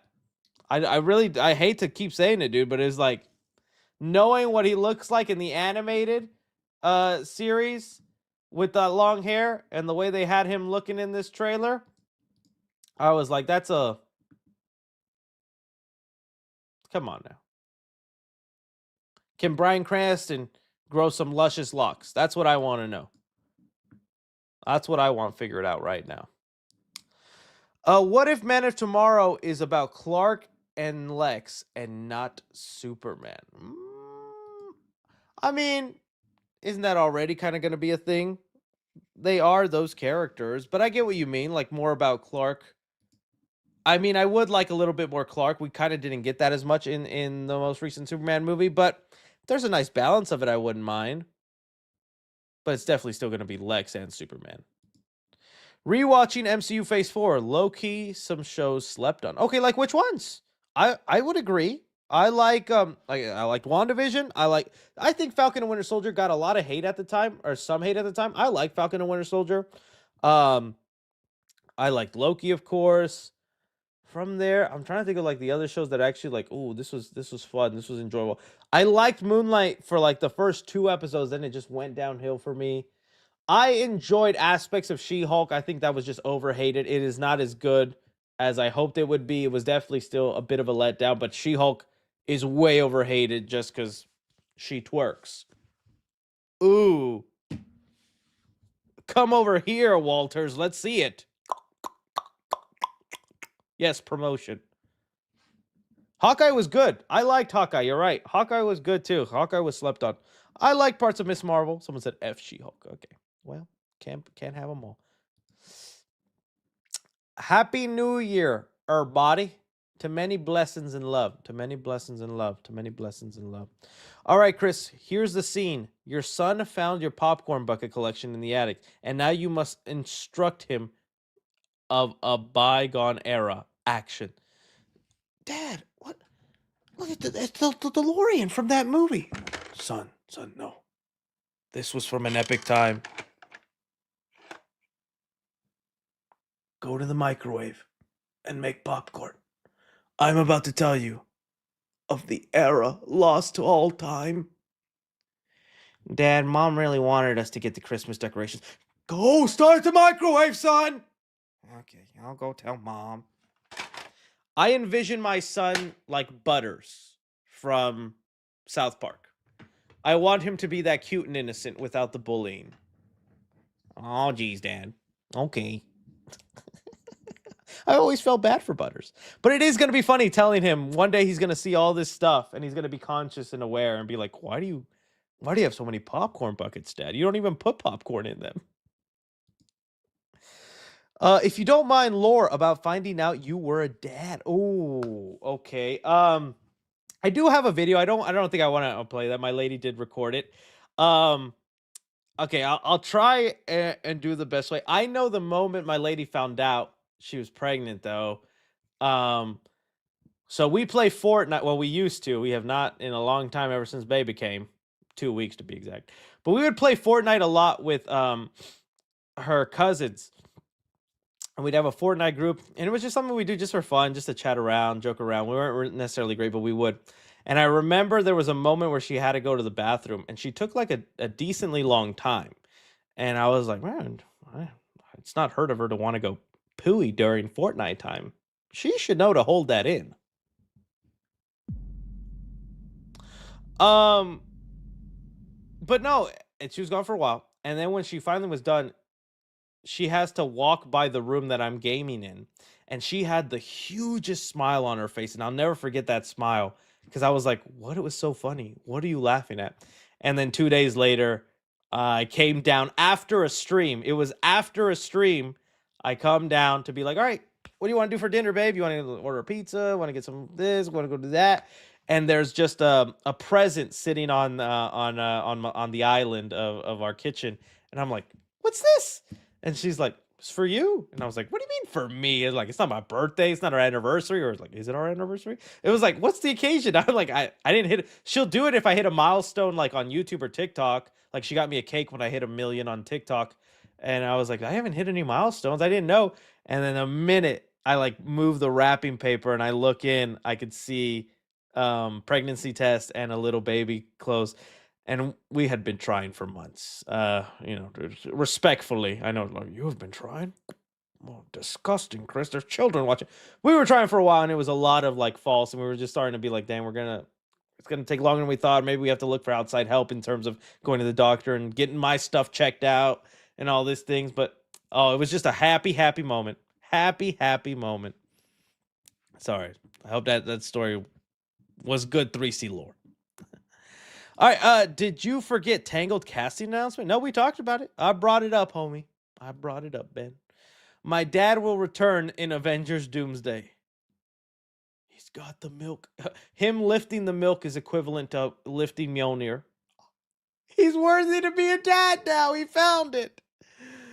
How much do you think ST suffered from second screen syndrome? Stranger Things suffered from second screen syndrome.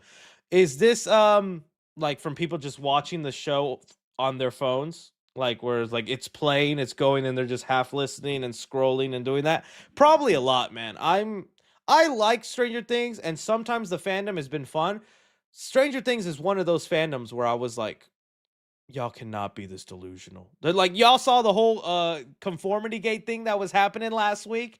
I did a TikTok on it, got like 3 million views. I was like, what? How many people believe in this, man? So if you guys don't know, there was this whole conspiracy theory going around that like there was a secret final episode and there was like 1 million different clues, which I will say, I'm not a conspiracy theorist, but dang, they were starting to convince me sometimes. The things that were like connecting and this and that, I was like, that is suspicious. That is weird. That's odd. That like, is that a coincidence? Like there's people who are editing things that made me go, maybe I'm the dumb one. Maybe something is happening. But of course, nothing happened. There was no secret episode. Nothing got revealed. And I think that's just a Stranger Things fandom. Maybe it's just a lot of little kids, or maybe it's just people who watch the show completely different, like the Byler fans. No hate to my Byler fans. I get it. We all have people we want to see get together and things like that. But like that, I don't know how you were watching the show and going, yeah, Byler. Oh, yeah. Those boys are going to kiss and it's going to feel good. Let's do it already. The show was so clear, especially in season 5, that it was never going to happen. They freaking even had to be like, best friends? No. Best friends. I messed up that line. But whatever. It was just wild. It was wild seeing all that happen. Chris, how come you often say Sony when actually you mean Columbia Pictures or TriStar?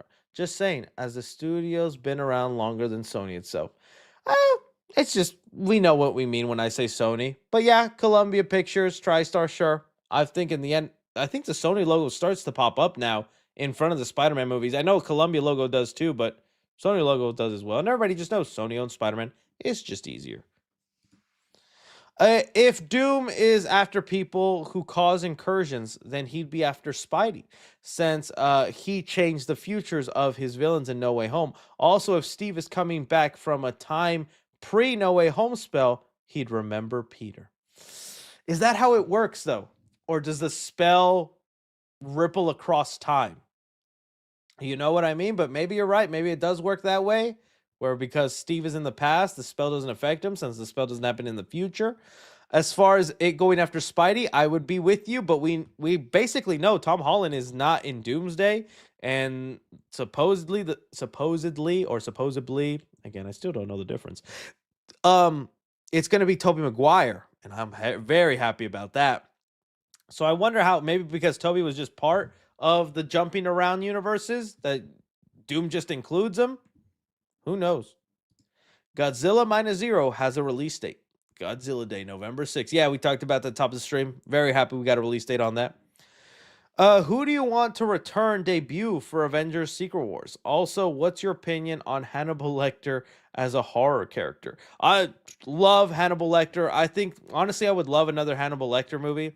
I need to watch that Hannibal Lecter show. A lot of people talk that up.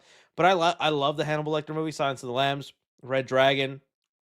I just like the idea of that character. Someone it's like Sherlock Holmes if he was Michael Myers. That's just such a cool character, man. I would love more movies with him or more things done. If anything, I should probably seek out books because he's a book character, right? So there's probably a lot of books about Hannibal Lecter or stories of Hannibal Lecter. But as far as who I want in Secret Wars, Ghost Rider, Ben Affleck, Daredevil. I know it's not gonna happen, but I would love it. Andrew Garfield, of course, because we know basically Toby's gonna be in there. And Thomas Jane Punisher. I like Thomas Jane as Punisher. I like that movie.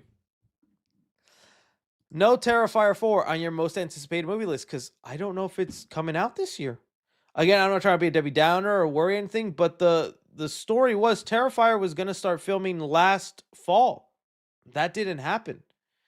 I don't know what the plans are or if it's beginning to film this year or is it being filmed in secrecy.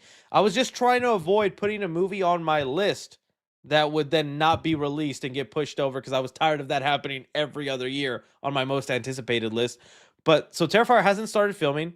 Because another movie that would have been on my list was Mike Flanagan's The Exorcist. I wanted to put that movie because it currently has a release date of March of 2026, but I didn't put it on because they haven't started filming the movie. They have Scarlett Johansson cast and they still want to make it, but no way it makes that March release date now. Movie comes out in 3 months and they haven't started filming. Not gonna happen.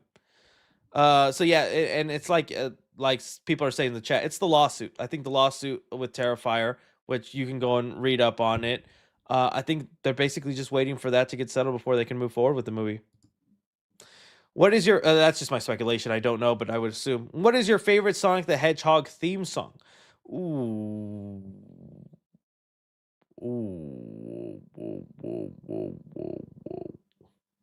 I'm trying to figure out if I can sing it, but I like the Green Hills one, and I like, well, if you're talking about the show or just songs with each level, because I like the Green Hills one because it's just iconic sounding, but I like the Casino Planet one, whatever the name of that one is too. No -0 in the list again because it was before they announced the release date. I wanted to pick movies that had an actual release date, and Yes, I knew Godzilla Minus Zero was set to come out in 2026, but I didn't know at what point or what time. And hey, it's coming out in November. That would have been cutting it close to almost not being in this year. It easily could still be moved to 2027 if they want. So yeah. But now that we have the release date, it probably would have been on there. Definitely an honorable mention. Casino Night Zone. Thank you. Have you heard of the actor Ned's Declassified Tyler Chase? I did see that. It does suck. I was a big Ned's Declassified fan. That was one of my shows growing up. I liked it. Uh, I thought that was one of the funnest shows. It's crazy what those actors have grown up and the things they've started revealing on their podcast, how they were sleeping around during the set and doing all this crazy stuff. And apparently that was happening in every show. That's So Raven, Ned's Declassified. Oh my goodness. Just childhood's ruined. But I like that show a lot, and it does suck to see like a character that you just see fondly of become homeless and all that. And hopefully he gets help. That did suck to see.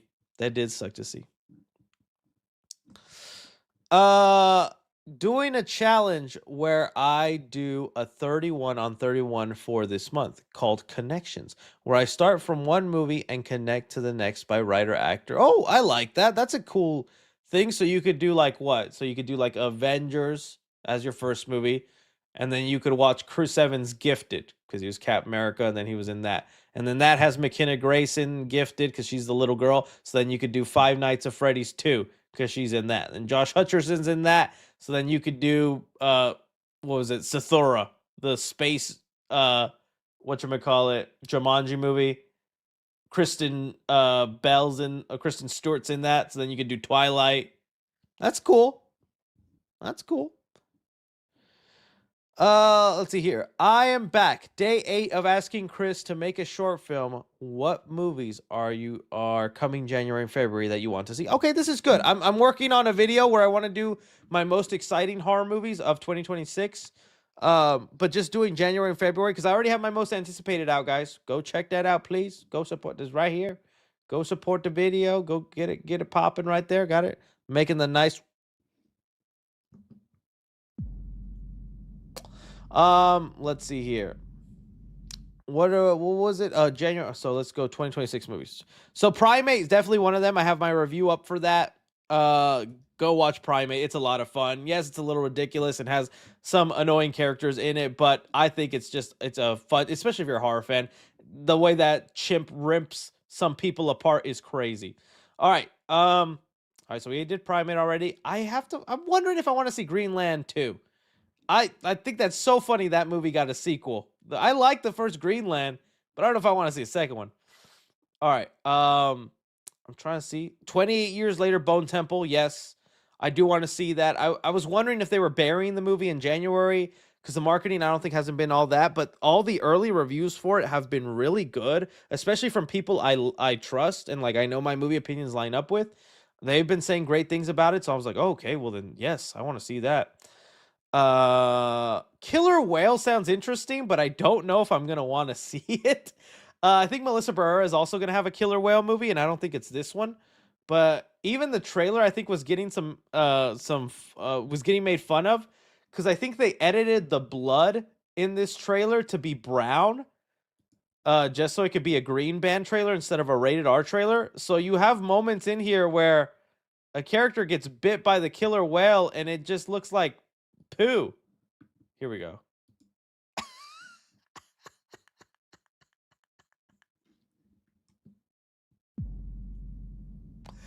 That's supposed to be blood. That's supposed to be a character who just got their leg bit off by a killer whale, but that is clearly brown. That is a brown blood color. That's just gross. It looks like oh, perfect. Oh, the killer whale got me. But I mean, I know it's not that different, but as someone who's kind of tired of like just the basic shark movie, I'm curious about like, you know, a killer whale and what they would do. But that was just funny about this trailer.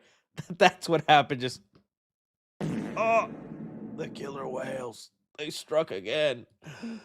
You call me crazy. I know it's probably not going to be a good movie. I want to see Chris Pratt's Mercy.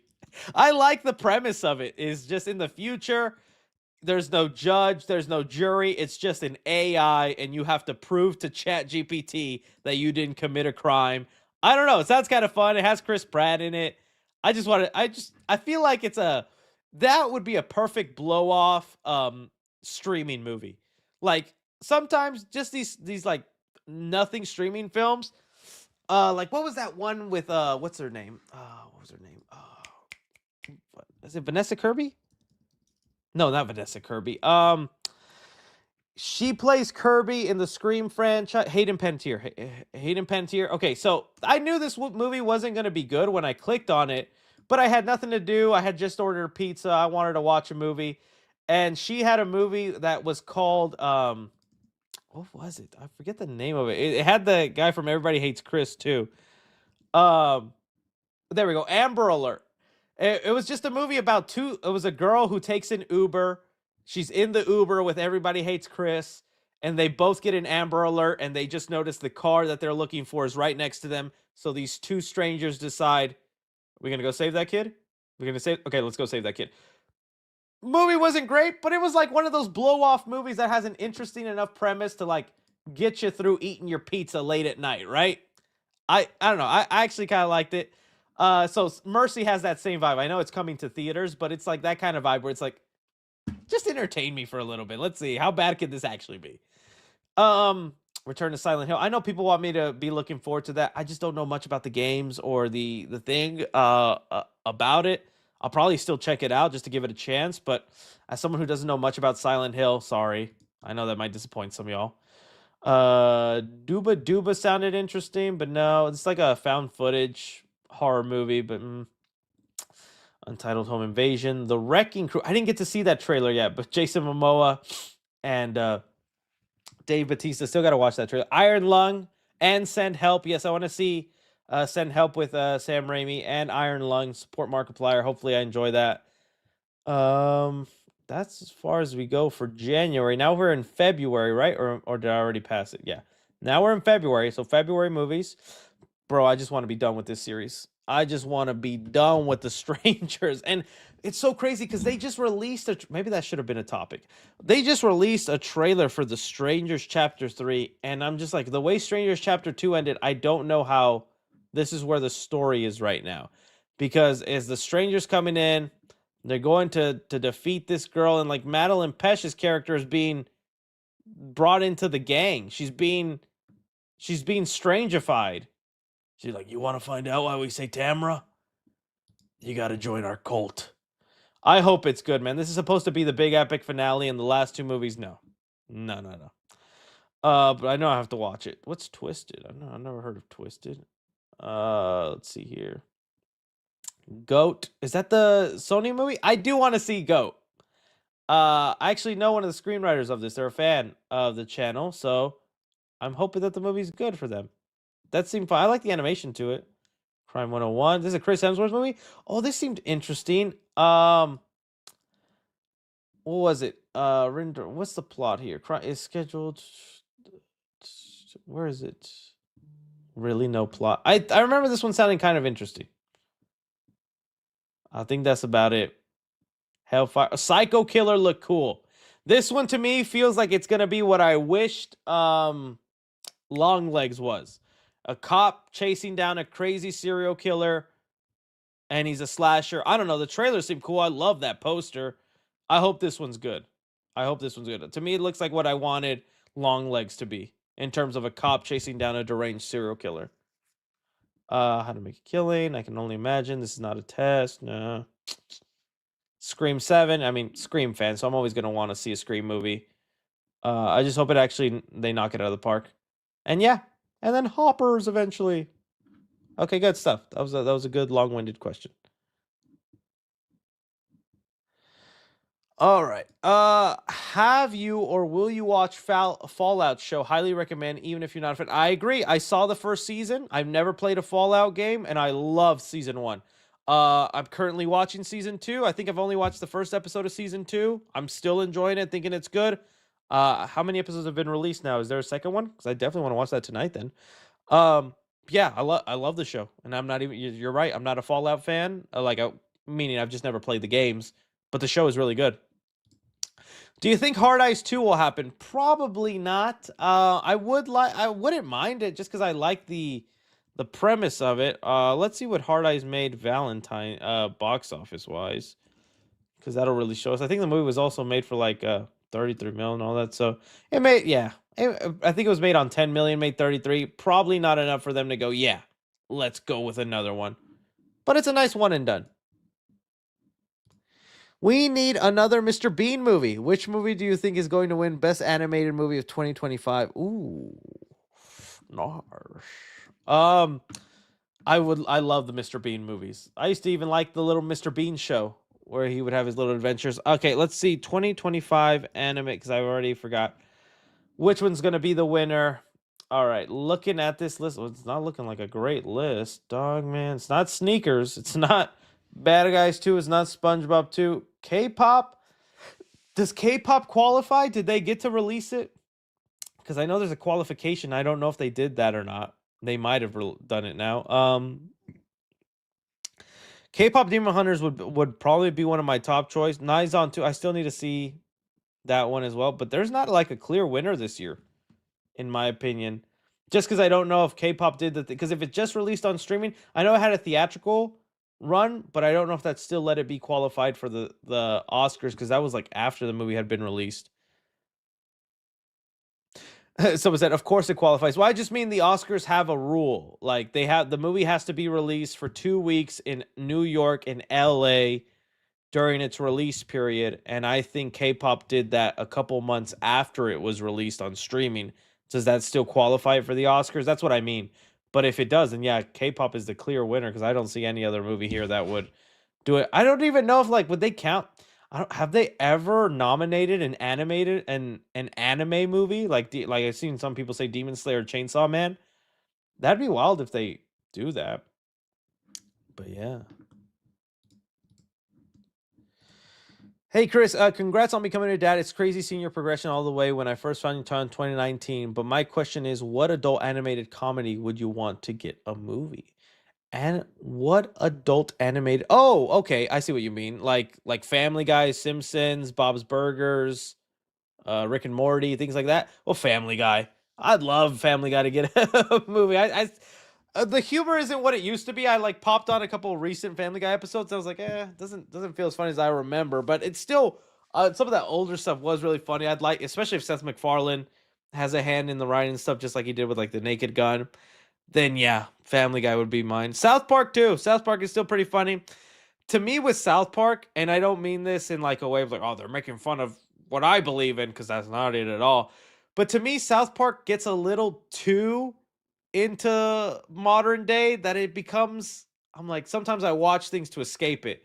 And so when South Park would have like a whole season when they turned what was his name, Mr. Garrison or whatever, into Donald Trump, and like it was funny for a couple episodes, and then I just like got annoyed with like okay, like you know what I mean? Like it got a little too into it where it's like I just kind of like the random weird episodes, like the whatchamacallit, the World of Warcraft episode, or like the iPad episode, things like that, or the Human Centipede episode, things just kind of random like that. When they get like too into the politics, things like that, it's just like I'm watching to get entertained and escape, you know?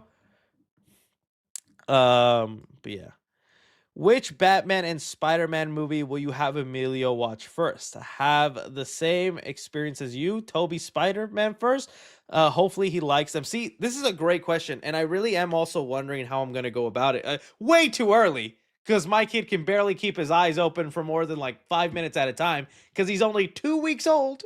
2 weeks old into the world, but he's look. I got a great. I'm sorry. I know I shouldn't be.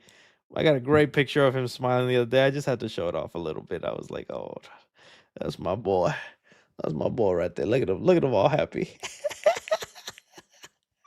But I mean, he can't perceive colors and sights and things like that right now. So it's like I'm thinking way too early about which Spider-Man movie, Batman movie do I show him first? I definitely want to do the thing like my dad, where like I don't influence who he likes, although I think he's gonna be a Spider-Man kid. Who isn't a Spider-Man kid?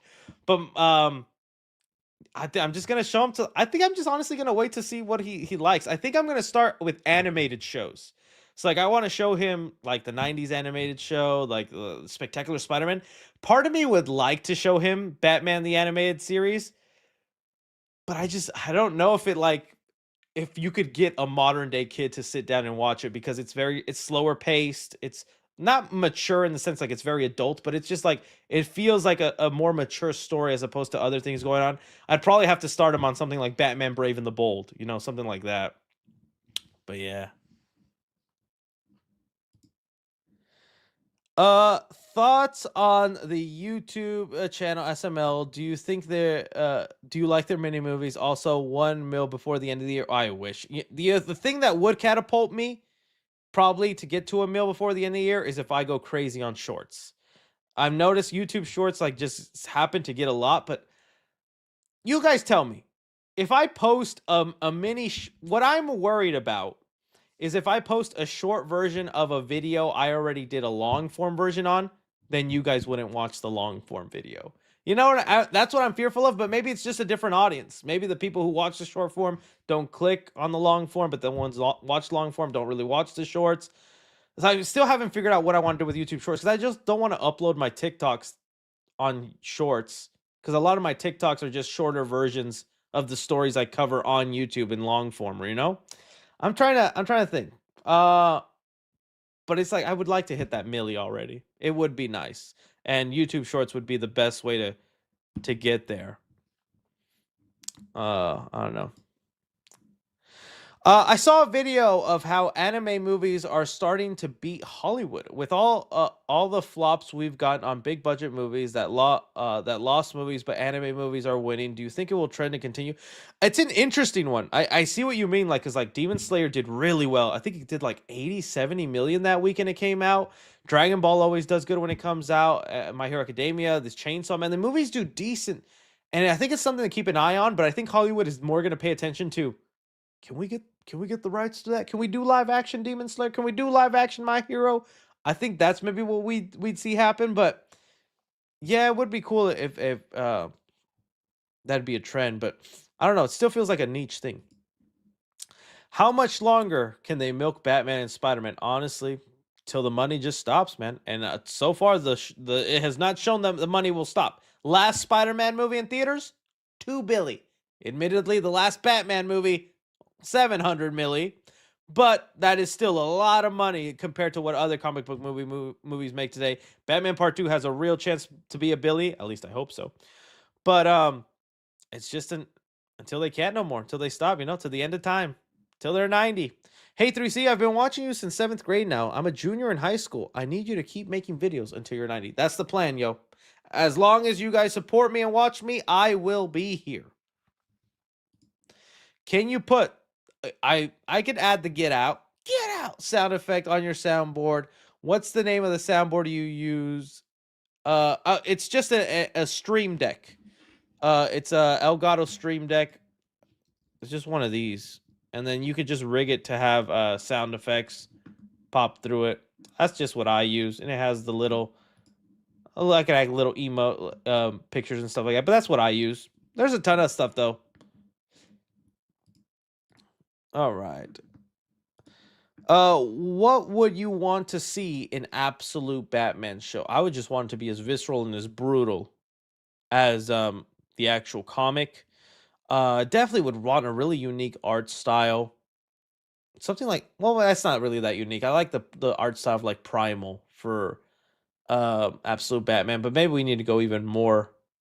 I like kind of like the messy, sketchy look, almost like a 2D version of what they do for the Mutant Mayhem Ninja Turtles, which I know they had a 2D show, but even messier. Thoughts on Captain Atom and Creature Commandos 2? I mean, it's pretty cool. I still wonder how much Creature Commandos is going to even be an impact into the DCU, because season 2 isn't even going to be written by James Gunn, right? Like, I think he's handing that off to someone else to continue on, and he's moving forward. So we'll see.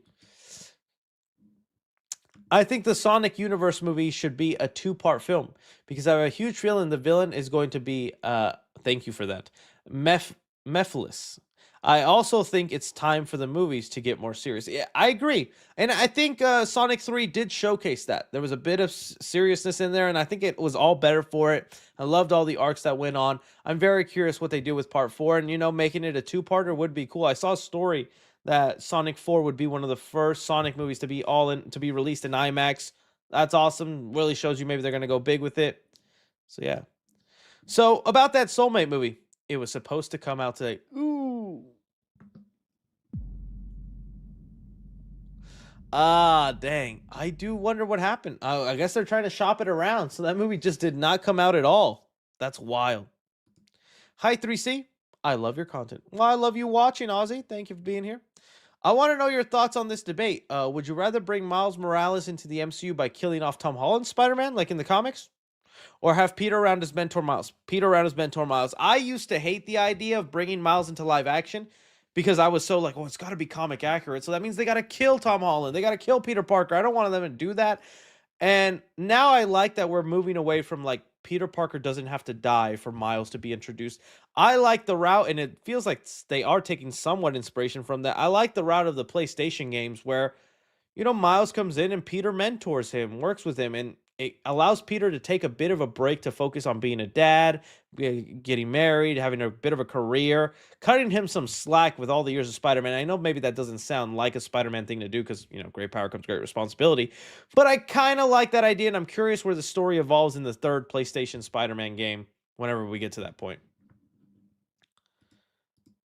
My rectum collapse. There is so much blood. Oh. Real sound of it collapsing. I hope you feel better if that was a real thing. The Real Nightwolf says, Pixar movie idea. 2 characters bored with their lives, trying to find their original homes, travel across other Pixar movies, fascinated by those worlds, but ultimately go back to their boring world because that's where their newfound home and family are. It's a nice idea, but it feels like it would rely a lot on, like, remember WALL-E? Remember Toy Story? I want to get away from that kind of stuff in Hollywood. I want more original stuff. And I know Hopper isn't that original because they even say it in the trailer. Oh, like Avatar. This is not like Avatar. But I'm sure they'll do something unique with it. Love Angel says, hey 3C, I've been taking YouTube serious videos, have been catching steam lately. If you would like to take a quick glance at the channel, I appreciate you. And shout out would mean a lot. Let me see here, buddy. I'll give you a quick glance just because I do want to support anyone who tries.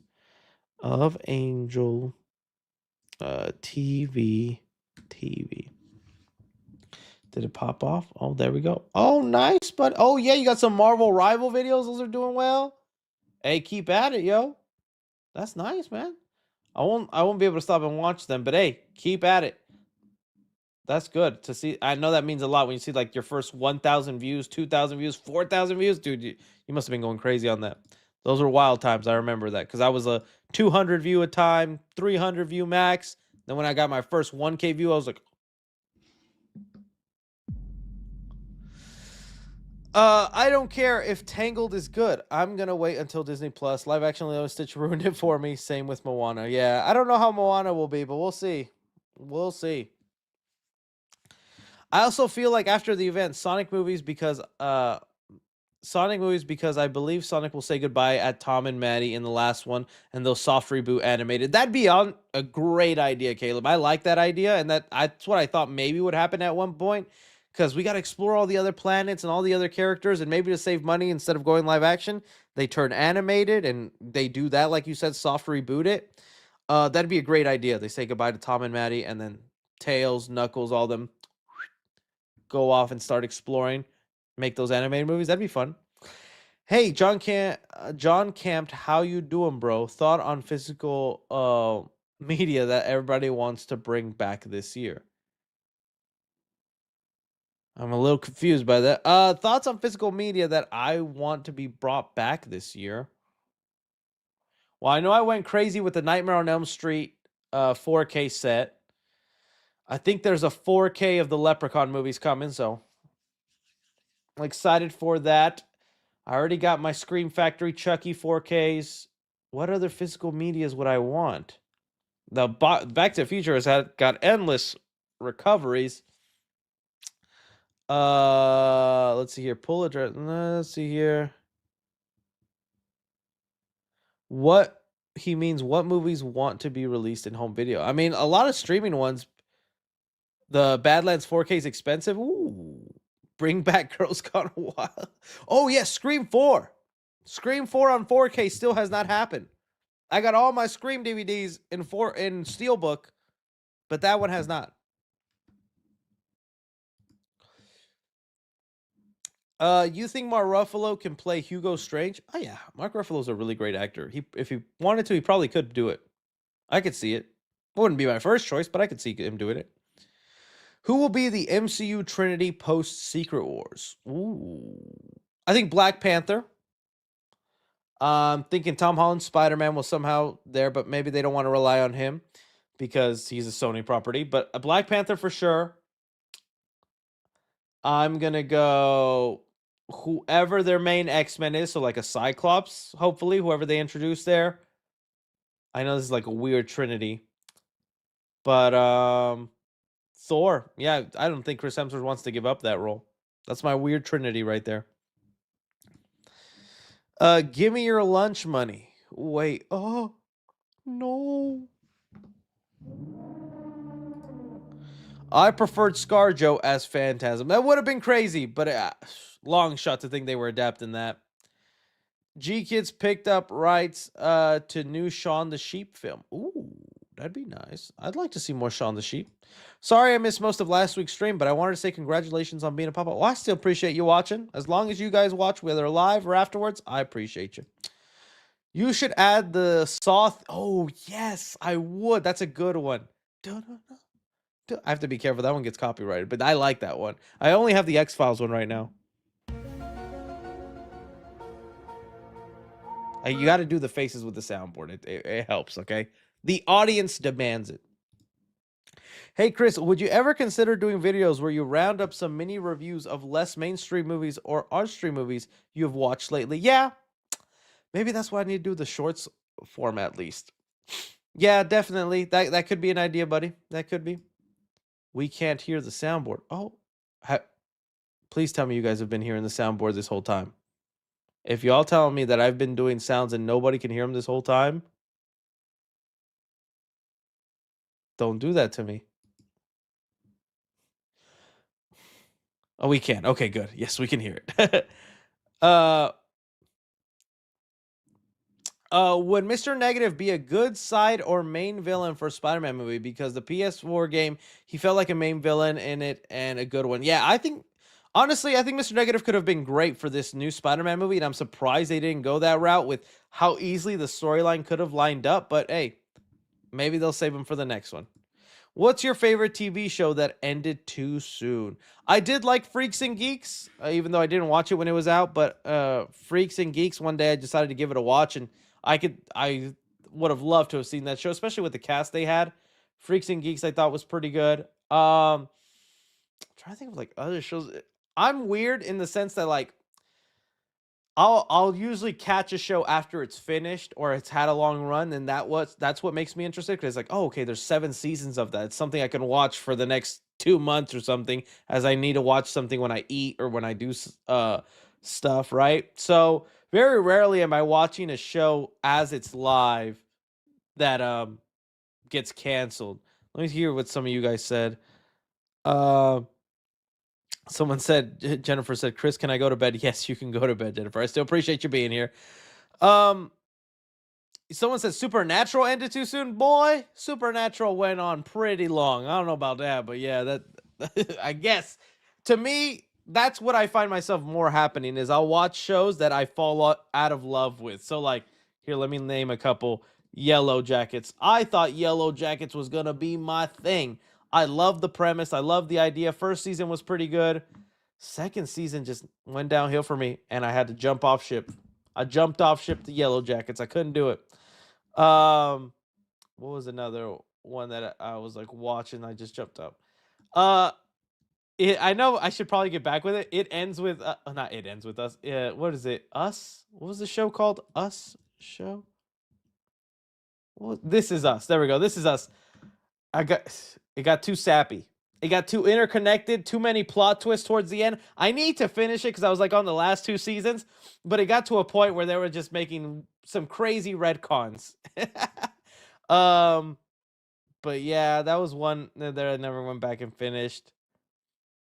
You was another one where it's like I didn't even finish the most recent season. I don't know if it ended too soon. That one I think could have been done after 2 seasons. I like season 3 though, so let's just say after 3 seasons. Spectacular Spider-Man, yeah, that's a good one. Yeah. All right. Let's see here. You would think that Brainiac being a big world threat, that you need all DC heroes to stop him, like the Avengers needed to stop Thanos. I mean, I agree, and maybe that's why they'll justify Wonder Woman in there, Superman with Lex Luthor, a mention of Batman. We still don't know what other characters will be in there, but yeah, maybe there will be some sort of group of heroes. Madeline Klein, Black Cat, and Sadie Sink Kitty Pryde. Sadie Sink Kitty Pryde wouldn't be that bad. Madeline Klein, that's a good choice. Hello, Mr. 3C. I've been a huge fan for years, and I just now being able to super chat without opinions from internet. Based on your gut feeling, do you think Avengers Doomsday would be good or successful? I'm hoping it's good. And, you know, some of you guys were like, someone called me John Campy a second ago, which is fine. But John has been talking a lot on his channel that he's like read the entire Doomsday script, that he knows the full story, and that knowing all that only made him 10 times more excited for the movie. I know John can sometimes be picky. I'm hoping it's good. I'm thinking we still only have scratched the surface of what's going on. So yeah, I think it's gonna be good. But let's just see, man, because I enjoyed Deadpool and Wolverine, and after a month, the internet turned on it. Did you hear the trailer? Hokum looks scary. No, what's a Hokum trailer? Hokum trailer. Oh, what is that? I don't like the look of that. What is this? Oh, does it have Uncle Ben? It's a neon movie too. Okay, I gotta watch this, but that face, oh dude, no. Oh, ese longe. Moco. My real one's gonna get that reference. That actually looks terrifying. I gotta watch that later. Hey, let me just read what the plot synopsis is, since I can't watch, because I don't want them copy striking me from watching the trailer. When reclusive novelist Owen Baum, Ben Scott, retreats, Adam Scott, retreats to a remote Irish inn to scatter his parents' ashes, the staff tales of ancient witch hunting, the honeymoon suite, take hold of his mind. Soon, disturbing visions and a shocking disappearance draw him into a nightmarish confrontation with the darkest corners of his past. Okay.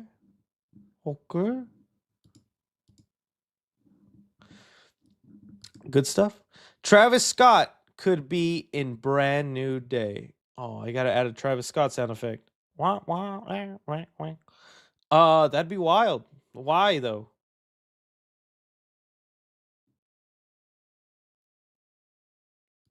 Harriet Goblin? Congrats on being a father. What will be your son's first movie you will show him, and at what age will you show him his first movie? It's honestly gonna be up to him. Like if I had it my way, it'd be Hercules, because that was my movie when I was a kid. But I want them to form their own.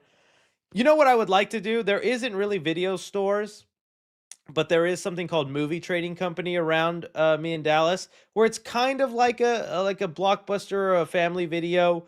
It's just a giant physical media store. I think when he starts walking and perceiving things, I am gonna like take him down the aisle of the family movie, and I'm just be like, all right, pick something. And so it'll be that thing where, like back when I was a kid, where I was like a Blockbuster and everything was just based off covers. It's like, okay, a lion, a Toy Story, this, and he's like, he's gonna grab Chucky, and I'm be like, that's my kid. Back to the Future would be awesome, but I feel like that he's just too young to understand a lot of like the big concepts of that. And you do have to start them small with something of their level. How does it feel to be a father? Are you going to put your son on Dragon Ball Z? Oh, heck yeah, I am. Yeah, as soon as he's a little bit older, yes, I will definitely be putting him on Dragon Ball Z and changing his mind. That's something I am going to push on him. Um, it just feels great, man. It's very tiring. Like I've talked about it already. It's as hard as they say. I'm exhausted. The nights have been up and down where I get 2 hours of sleep at a time, changing the diapers, getting peed on, getting vomited on, or not vomited, little baby spits. But dude, it's all worth it for the little guy. All worth it. And hopefully you guys get to experience that if that's something you guys ever want to do someday. I tagged you in a Twitter post I made. Oh, okay.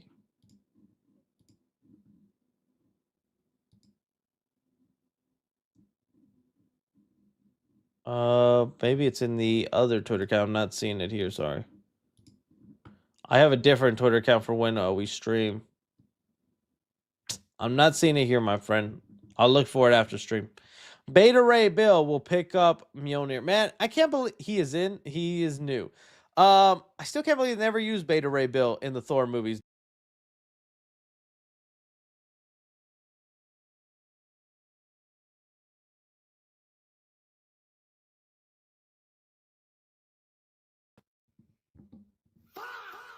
Kevin Feige got me, y'all.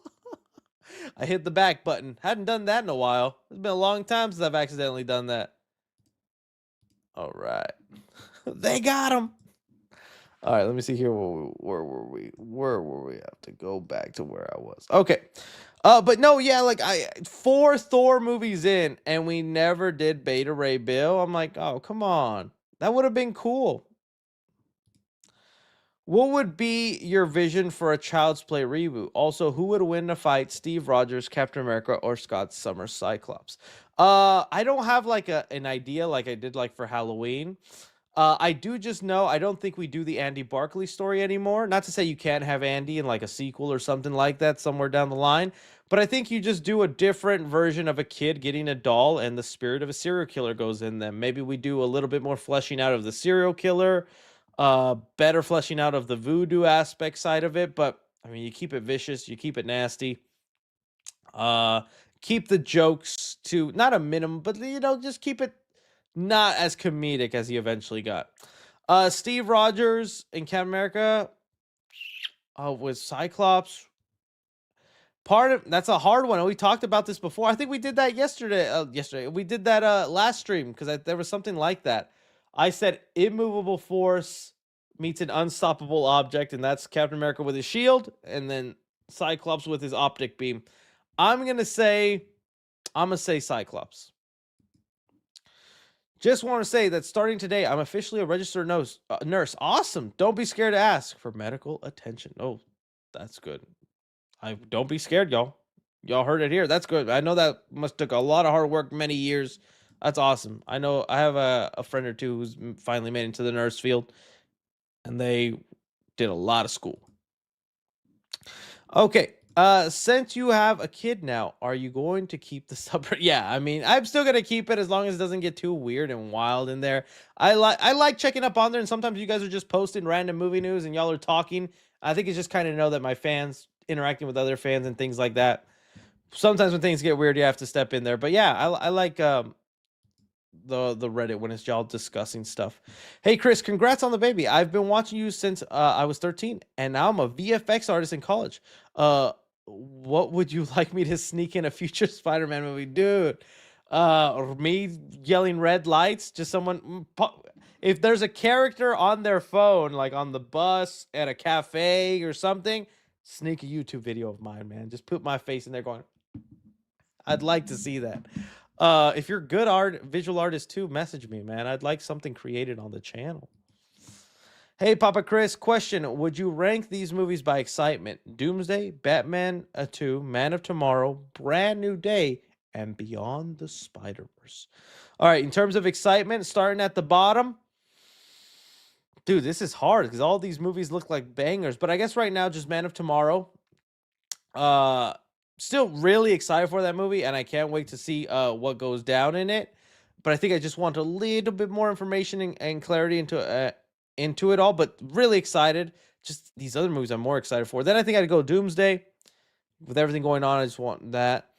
Brand New Day, just because it's kind of like a little bit of a refresher for Tom Holland's Spider-Man. Beyond the Spider-Verse, it's the finale, man. It's the ending of that animated movie. I want to see how they nail that. And then Batman Part 2, because it's just been so long, dude. And that's my favorite Batman movie, the Matt Reeves one. I want to see the sequel to that. But yeah. Someone says somebody farted. What the heck? Super sticker sent in. Thank you so much. Chris, hear me out. Imagine Loki TVA saves 11.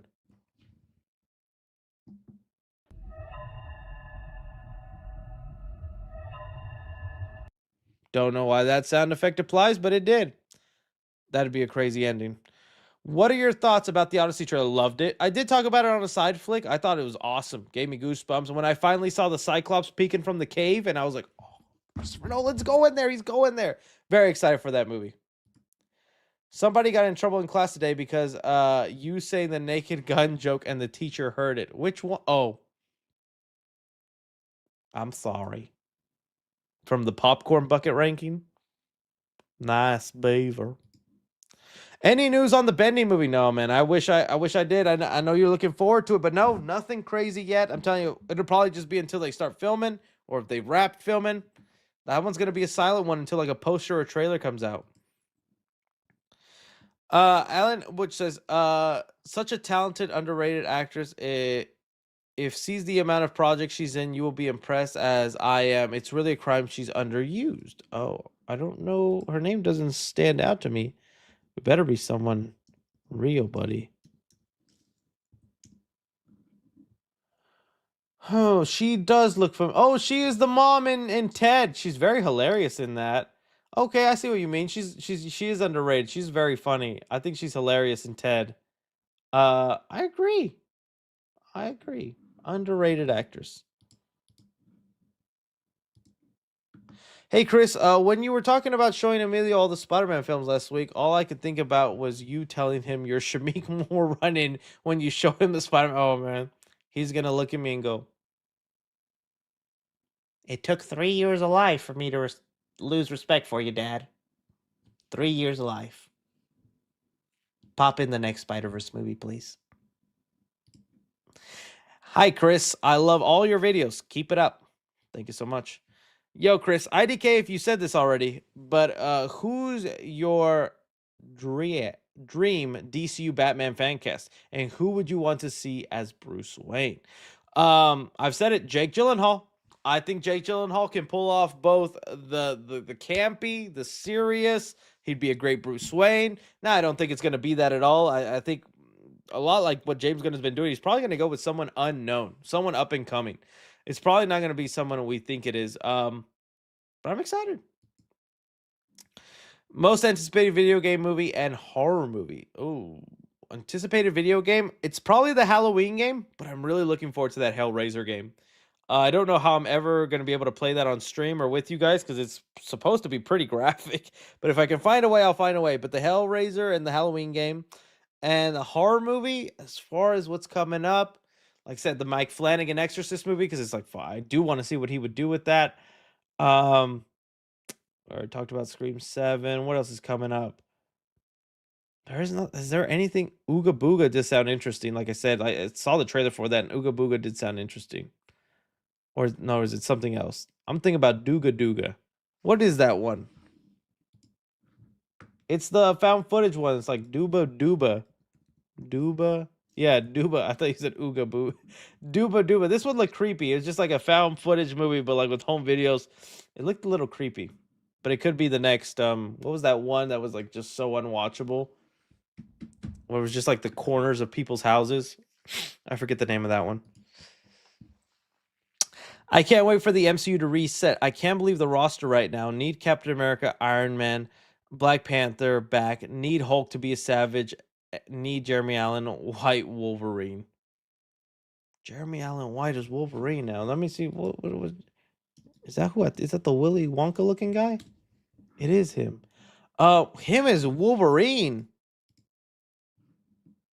I don't know. He's definitely got the muscle for it. I'm not denying that. Probably have the haircut for it too if he styled it right. He would not be the pick I would think for Wolverine.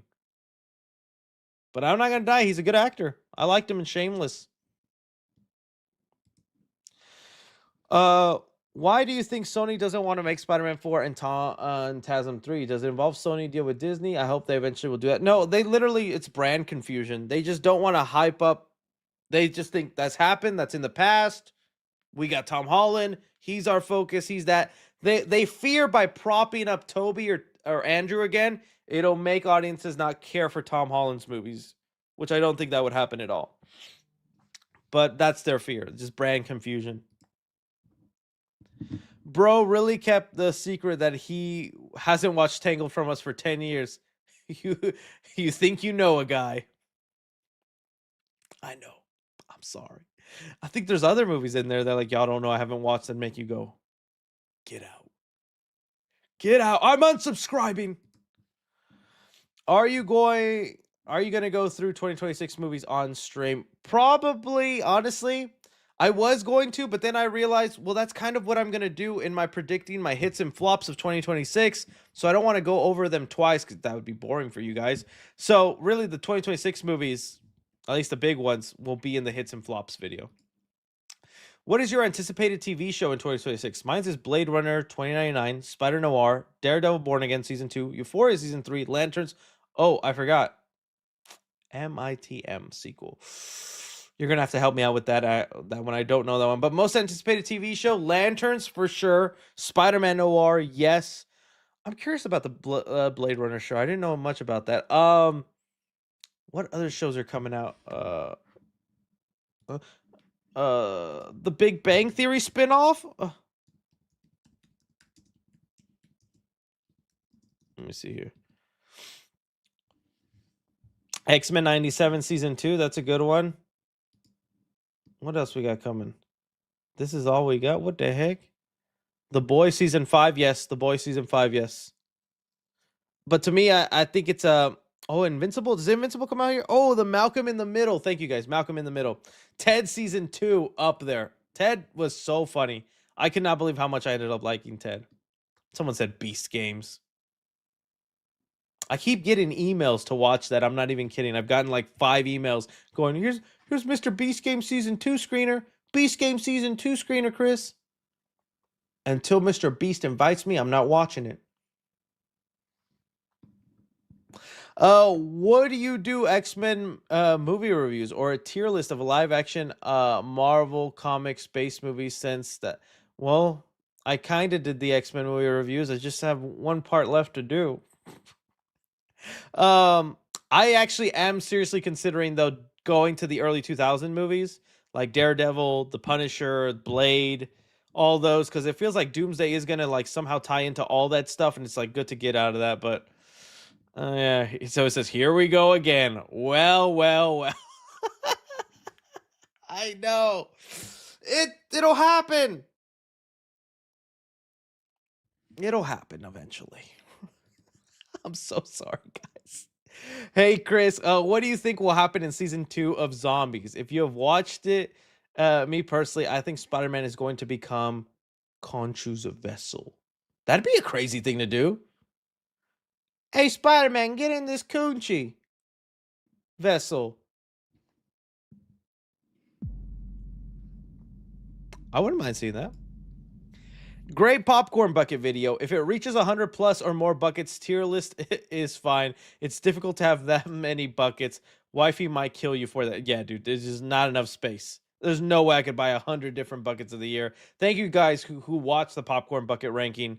That like it literally took like almost 3 hours of filming and ranking just because there were that many buckets.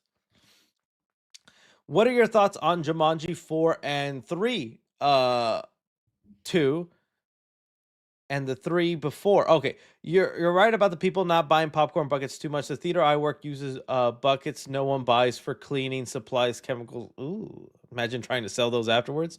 It's funny. Jumanji was on TV right before I started streaming, and I just like I think they're fine, but I just love the Robin Williams Jumanji movie so much, and it's just so vastly different. Not to say it's bad, it is enjoyable. I am excited for this third one in the Rock and Kevin Hart version, just because they're finally going to be in the real world and it'll feel maybe slightly similar to the Robin Williams one. But to me, the Robin Williams one is still superior. Hi, Chris. Congrats on being a dad. Have you thought about promoting your subreddit more in your videos? I think more variety would really help. Maybe I could do that, or maybe I could do topics and then do videos based on that through the subreddits. I know that's a thing like PewDiePie used to do back in the day. Yeah, I was a PewDiePie watcher back in the day. I haven't caught up with him recently, but I remember like 10 years ago, I was like, "A PewDiePie subreddit video? Oh boy. Trying to bring those back." I was reviewing a quiz I made for my class, and one of my answers was 3C. Then one of my students said, "Films?" After the answer, "The youth loves 3C." That must be a magical connection.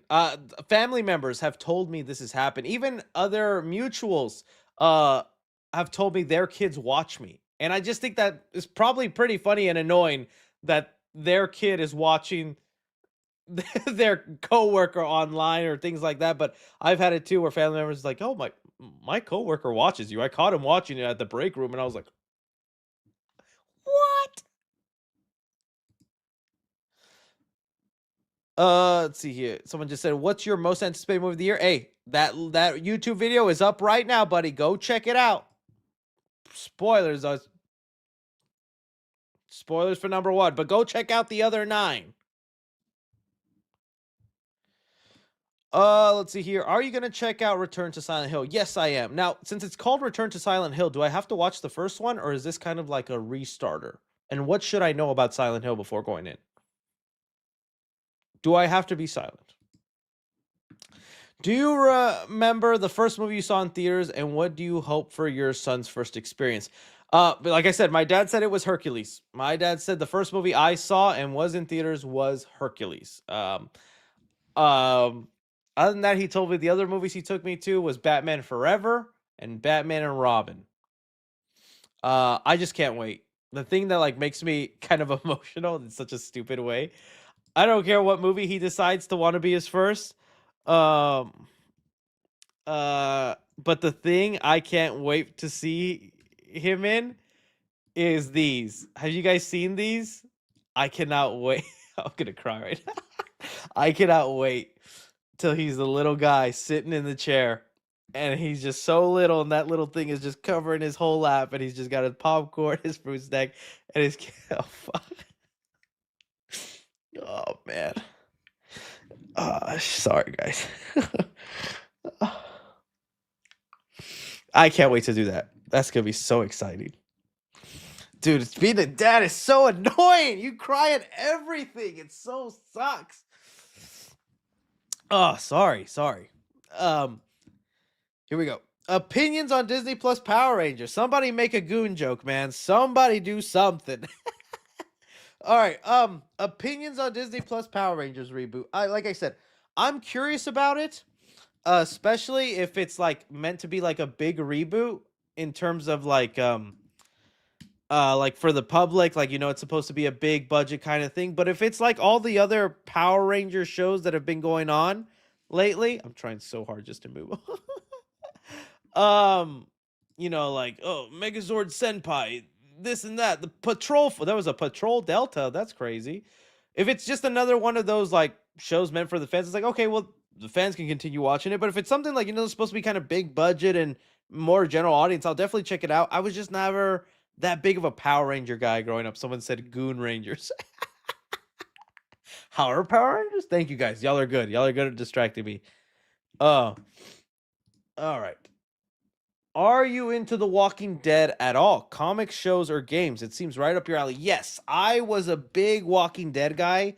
For the longest time, I would watch it with my brother, and we were like week to week Walking Dead, and then I stopped watching exactly when you think I did.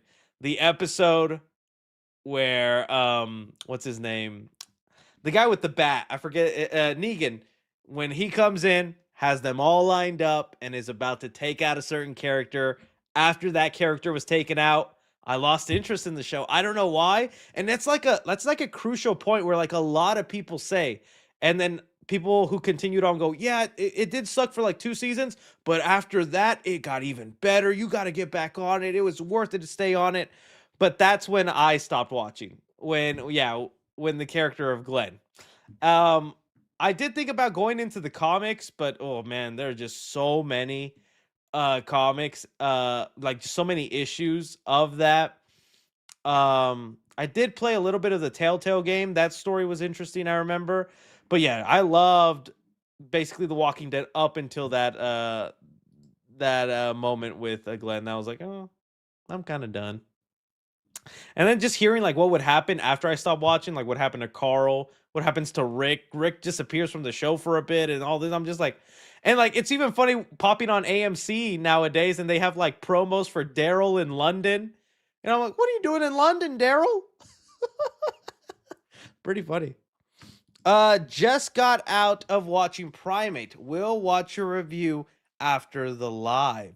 Ooh, well, I hope you liked it, buddy.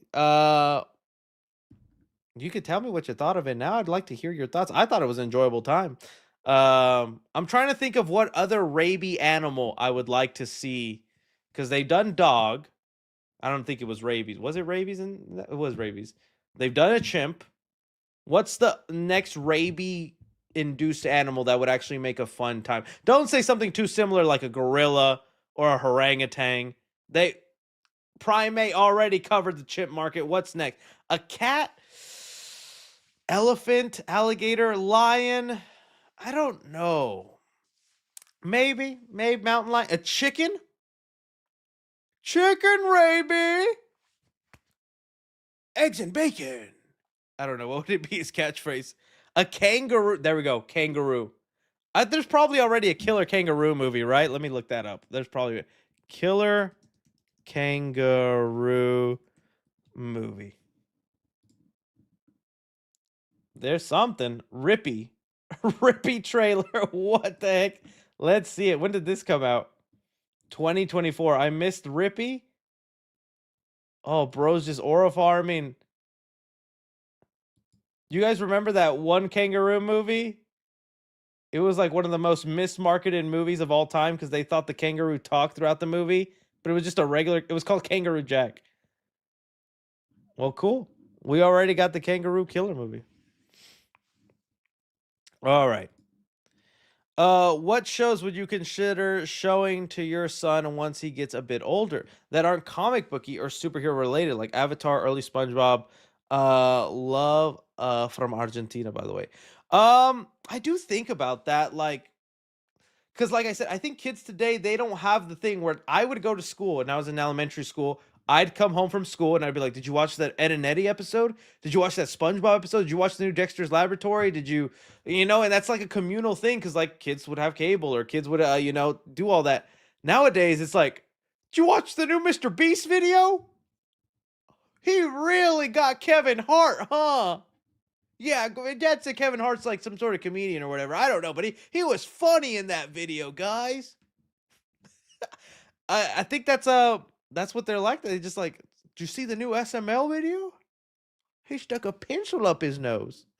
Yeah, it feels all. I would like to show him maybe Courage, because I think I contributed my love of horror to Courage the Cowardly Dog in those creepy episodes. But it's whatever they respond to. I watched that on my own. I can't think of like things. If I think about the things my dad tried to make me watch as a kid, that I like, my dad tried to get me into like, whatchamacallit, He-Man, Thundercats. There was another old show of his he liked. And it's like the shows your parents want to get you to watch, or sometimes the shows you're just kind of like, these are your shows, Dad. These are your old shows. I want to watch this new stuff.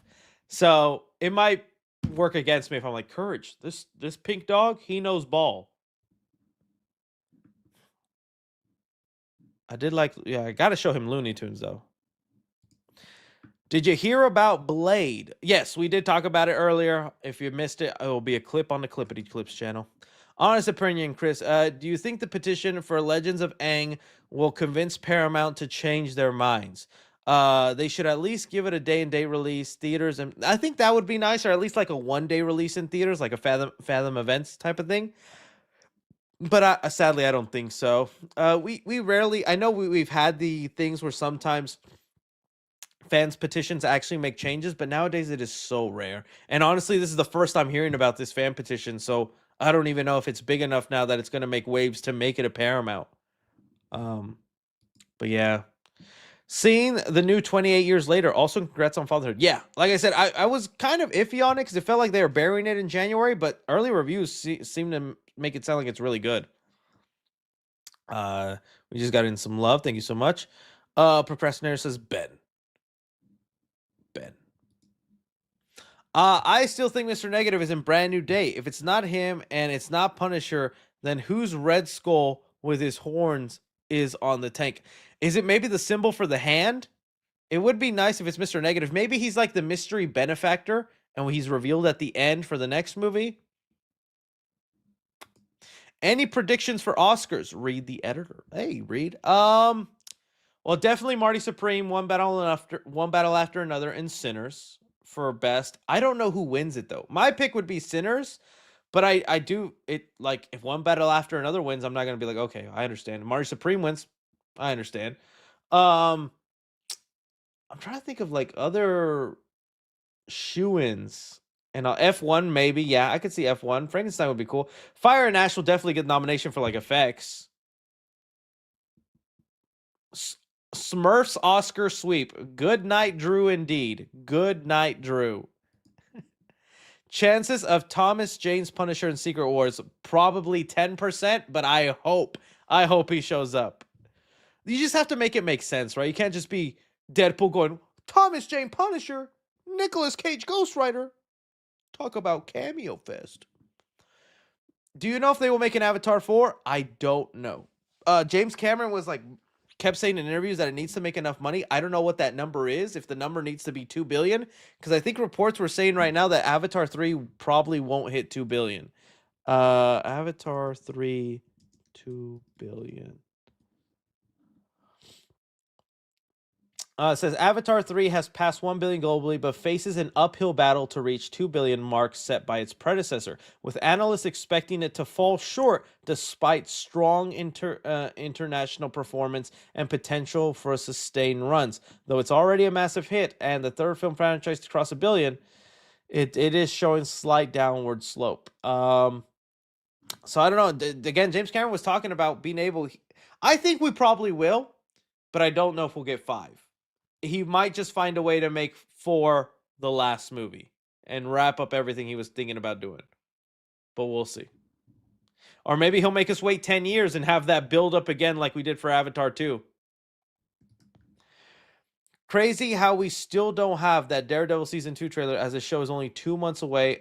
This is common though for did you see Wonder Man's new suit? No. I did get an email. I need to look into that. I got an email from Disney since I'm on press. I can start watching the Wonder Man episode, so I gotta sign up for that. But as far as Daredevil, that's actually very common with Disney Plus shows. They have been waiting to the 1 month mark to start the marketing for it. Even big shows like Daredevil. Kind of funny, Wonder Man though feels like it's been being marketed forever now. But Spider-Man Friendly Neighborhood, that took a month before. And all that. So yeah, Daredevil Season 2 is kind of interesting that they've barely kind of ramped up. That's kind of been common though with Disney Plus shows. How many kids would you and your fiance like? I am at 2. I want 2. She wants, if I'm being honest, she said she wants 3, but I'm like 2 max. I told her I'd be happy with just 1. But 2. But whatever life throws our way. I tagged the post at 3C Films. Okay. Let's look at this. Let's look at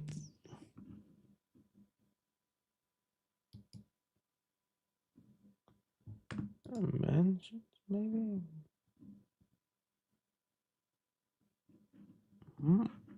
I don't see it. I'm trying my best. Notifications, mentions. Is it just maybe not going to show up for me? It really is not showing up for me, my friend. I am so sorry. All right. I'll keep an eye out for it. Hey, Chris, one of my super chats got skipped last stream. It's okay. I said that the scene in Stranger Things with Purple Rain was so beautiful. Yeah, great choice song. Sorry if I missed that, my friend. Great choice song. I do like it. I still think they nailed a lot of the song choices. And just, I think a lot of people are exaggerating, especially with the conformity gate thing. it was, underwhelming in aspects, but it's nowhere near as bad as some other shows have had their finales where they've really botched it. But yeah, the way the fandom was delusional and thinking that's not the end, no way. It must have really hurt the Duffer Brothers' ego to go, our fans think there was a secret ending? Cool Gremlins 3 idea. Take place in New York with the rain. Oh, I like that idea. Or just have the movie end that way. Do like a two-parter. You think you've done it, everything's solved, and then, oh, that'd be crazy. First super chat in almost 2 years. Well, happy to have you come back, my friend. Happy to have you come back. Would you explain all the Evil Dead movies in a video? I could review them if that's what you mean, leading up to Evil Dead Burn. That could be fun. I've got 6-month baby girl sleeping in her crib. The nights get easier, my friend. Congratulations. Hey, I can't wait to be there. I can't wait to be there because right now we're still in the every 2 hours at night, taking shifts, waking up sleepy. If anything, we get our real sleep at like 5 in the morning when the sun starts coming up because for some reason morning time is his actual sleep time and nighttime is his up time. You have to put Emilio on Dragon. Oh, I will. He was like, this guy Gohan, you were almost named after him, kid. Watch.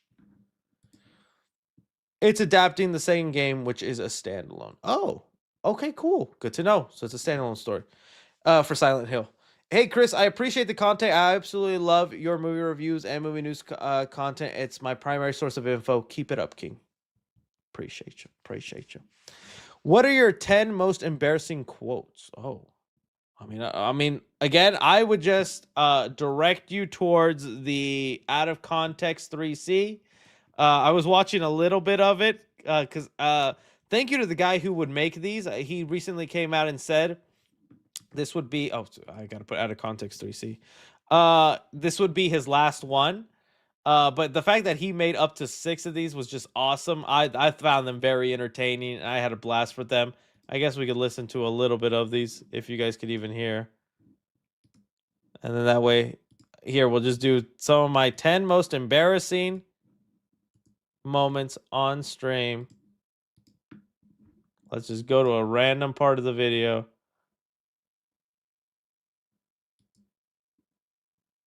Well, let's skip that one because I know what that one is.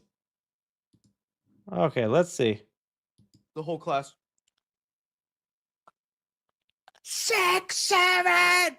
Ah! Ah!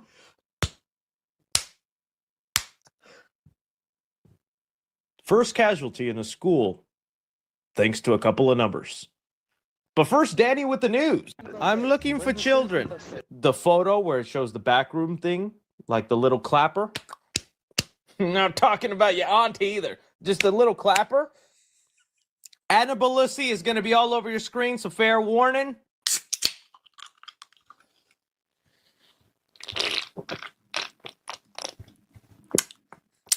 Ah. Ryder Dicker, why are you saying she's an ancestor gooner, really?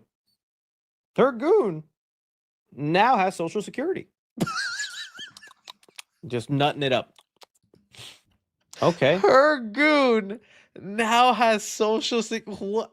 I don't remember saying any of these things. Again, so this is the final cut, the last one. Thank you so much for piling these together. One day I'm going to regret thanking you because you're going to be my James Gunn and responsible for 3C Films lost out on Spider-Man reboot thanks to these out of context videos. Did the goon have an ancestor? Find out tonight at 11. All right. Did you cry holding your... Oh, yeah, definitely. I mean, you just saw right now. I couldn't even hold it in on stream. Forget rabies. We need next installment in the cocaine. Oh, yes. I forgot about that. And you know what? That's one of the pops I have here. I just think it was so funny that they made a cocaine bear. White powder sugar bear. They think they made a raccoon one. We need to just go different drugs. We need to do giraffe on weed, elephant on crystal, koala on sugar booger,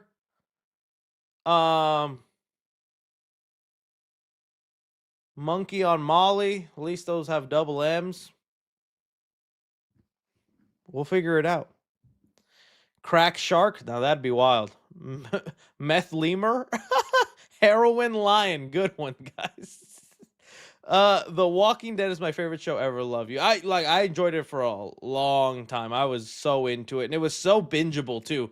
And the themes up, so good. When do you think your fiance be in your videos? I mean, she's just a little shy person. So she's not that all that comfortable, and I don't want to force her. But if one day I can talk her into one, I'll pop her in. If you want another mega viral 3C video instead of 3C food review, you should try 3C gym review. I mean, no disrespect, but you know I'm not wrong. No, I know you're not wrong. I've wanted to do that. I would have liked to, like, if I lived in LA, I would have liked to have done a video hiring like the personal trainer of whoever do these Marvel movie actors and just telling them, all right, give me a Marvel movie workout for a day and let's see if I can handle it. I think that'd be a fun video. But in Dallas, I don't know if I can find someone that does that. Just, hey man, just make me tired on screen. Your son versus Franklin Richards. I think Franklin Richards is eliminating the little Emilio. Just, that was my applesauce. Chris, give me your top 10 Mexican snacks. Ooh. I'll try and do this quick. Maybe it won't be that. Okay, underrated. I don't know the names of them though. Okay, if I can find the because I only know by the pictures. I don't know the actual. Okay, so here we go. This one, number 10. This is the one I was looking for. De La Rosa. Okay, that right there. I love these. I know it's like a controversial one. I don't even know how to explain it, but it's just like powder. It's like a powdery one. And dude, I just started trying these ones out that are covered in chocolate. But I like these ones. You need a drink of water when you eat them because they're just so dry. But it's almost like eating, I don't even know how to explain it. Like oatmeal flour. So it's dry as heck. Mazapan. There we go. Mazapan. It's so dry as heck, but it's white powder sugar. I love them though. It is funny because whenever Squid Games was happening, and you know they had the cookie cutter game, Mexicans were joking around that open a pack of these without the candy breaking, which is like impossible. So that's there. That's one of them. Let me see which other ones I would put. That's number 10 because I guess not for everybody. Oh, I Duvalin. I would pick a Duvalin. Mexican. That's I don't even know how to describe these, but it's just like little frosting, chocolate and strawberry frosting. You get a little late on your. That's good. That's good. That's good. I know way I'm gonna be able to do 10. I'm just gonna have to pick my favorite random ones. Try to think what ever ones. You were saying snacks of all time. There's other ones. Oh, I like this is funny to me because they're technically branded as Japanese, but we eat them all the time. And so I'm like, they just might as well be Mexican. So Japanese peanuts.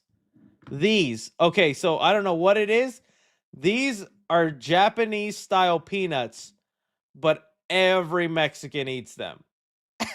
I don't know what it is, but these to me are Mexican peanuts with how often we eat these. I love snacking on these. There's just basically a regular peanut with like a hard shell. They're very tasty, so addictive, but they're Japanese style peanuts. But dude, you'll find them at every Mexican restaurant, every Mexican food place. It's so funny. I would just give my top one, Boobaloo. I don't know how to Boobaloo? Boobaloo? This is my favorite Mexican candy of all. Oh well, hang on. Before that, Carlos V, which I think is already wrong. Carlos, this is the best chocolate in the world. If you can find this chocolate and have a bite, better than Hershey's, better than Mr. Beast Bar, Feastable. No, Carlos V. This right here, this is good chocolate. If I could melt it all and drink it in a gallon, I would. This to me is what I always envisioned a Wonka bar tasting like. A Wonka chocolate bar. I'm probably exaggerating, but this is like my favorite chocolate. Someone said, "Nah, Reese is better. Reese is better." I love this chocolate. But anyways, my favorite candy is still this one, Boobaloo. It's just basically chocolate covered jelly, marshmallow, delicious. If you see these, pick one up. It's good. I like it. It's very good. All right, very good. 3C candy time. Crazy that we consider hitting 1 billion falling short. Yeah, when it comes to Avatar, insane. Yeah. Jose Hernandez sends in some love. Thank you so much. Maybe it's mentioned instead of tag. I did look on it. Let me see if I can do it on maybe my phone.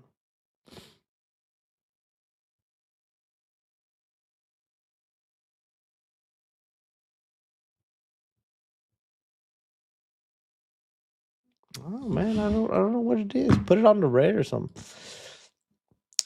Hey 3C, congrats on having a kid. How you feel about the success of anime movies in 25 Demon Slayer? Yeah, like I said, very happy with those kind of movies making it, and it's just showing you maybe where some people are leaning, because I know there's a lot more anime fans. Being a fan of anime is a lot more mainstream than it used to be niche. I know like 10 years ago even, or like when I was in high school, if you liked anime, you were not the weird kid, but everyone was like, oh, okay, anime.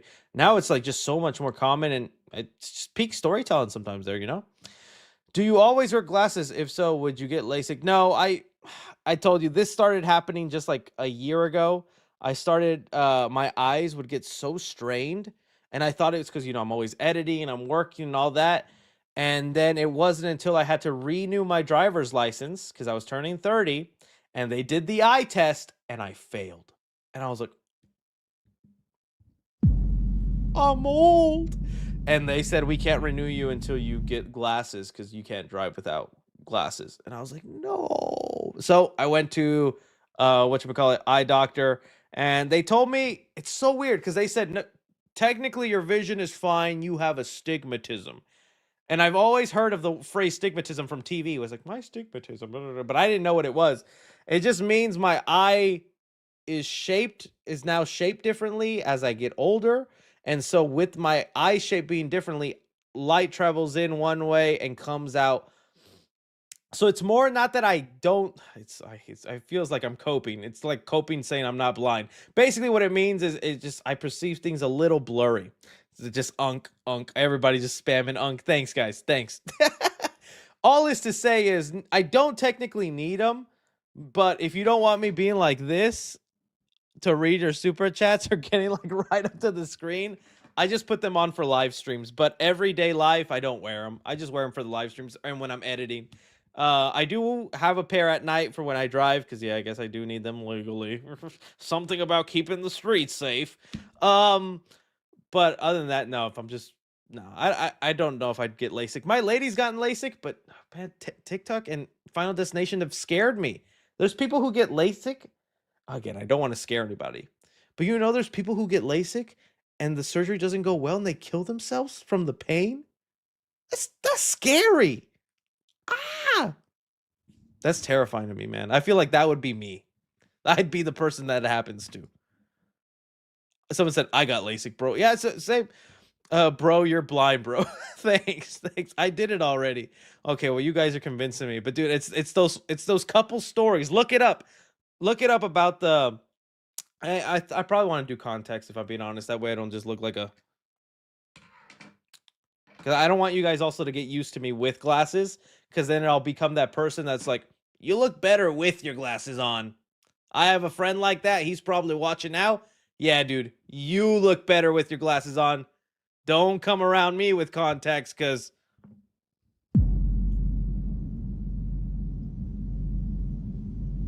All right, I'm going to try to do the rest of the stream without glasses on, just to prove to you. Chris, I can't wait for the new Spider-Man movie. Question, do you think the next time Green Goblin's in a movie, he'll have a goblin mask? Much love, man. See, I don't know. I like the goblin mask that, like, Willem Dafoe had, but I feel like you need to do, like, a prosthetic thing where, like, maybe, not nanotech, but maybe prosthetic up. Don't do the Dane DeHaan thing, what they did in TASM 2, where they just try to go his face crazy. I wasn't a big fan of that. Did you watch the Fallout show? Yes, I've seen season 1. I'm currently watching season 2 as it's coming out. Enjoying it. Chris, I gotta get up early, but I wanted to stop by and say goodnight. Best comment on YouTube. Love you. Posted it on the subreddit. Okay, maybe there we go. There we go.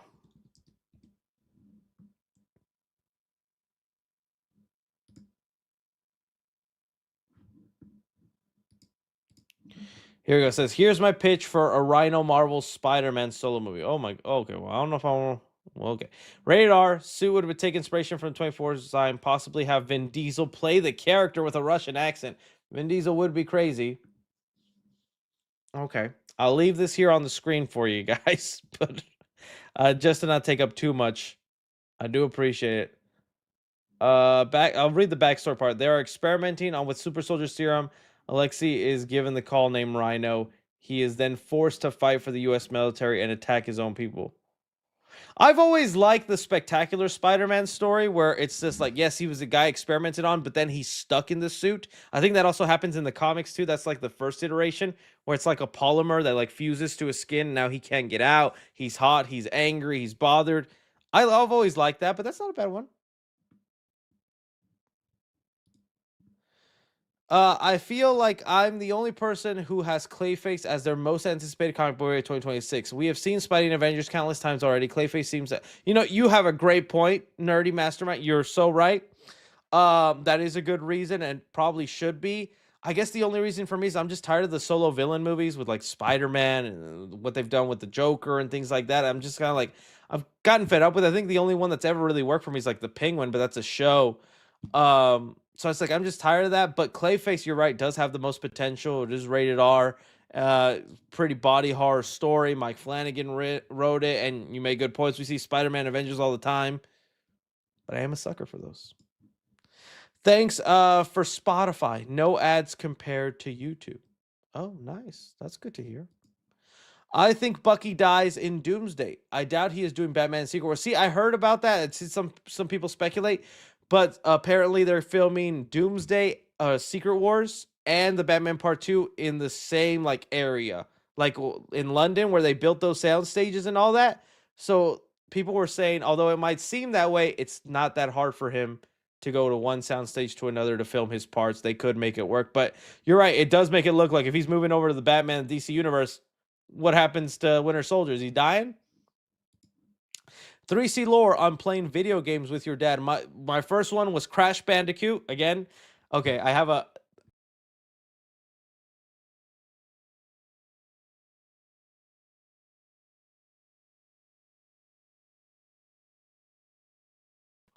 They didn't want you to hear the story.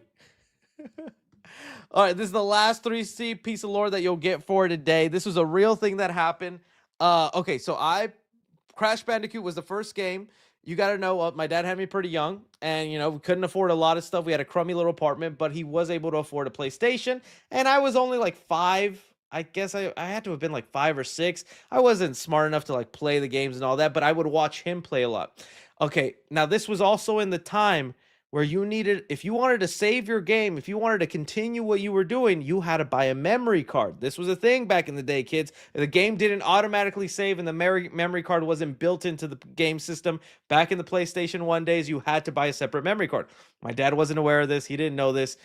So it got to a point where one night he just kind of like was gaming for hours on Crash Bandicoot, going as far as he could before he needed the memory card. And this, I remember this because it was the first time I felt like I ever really effed up.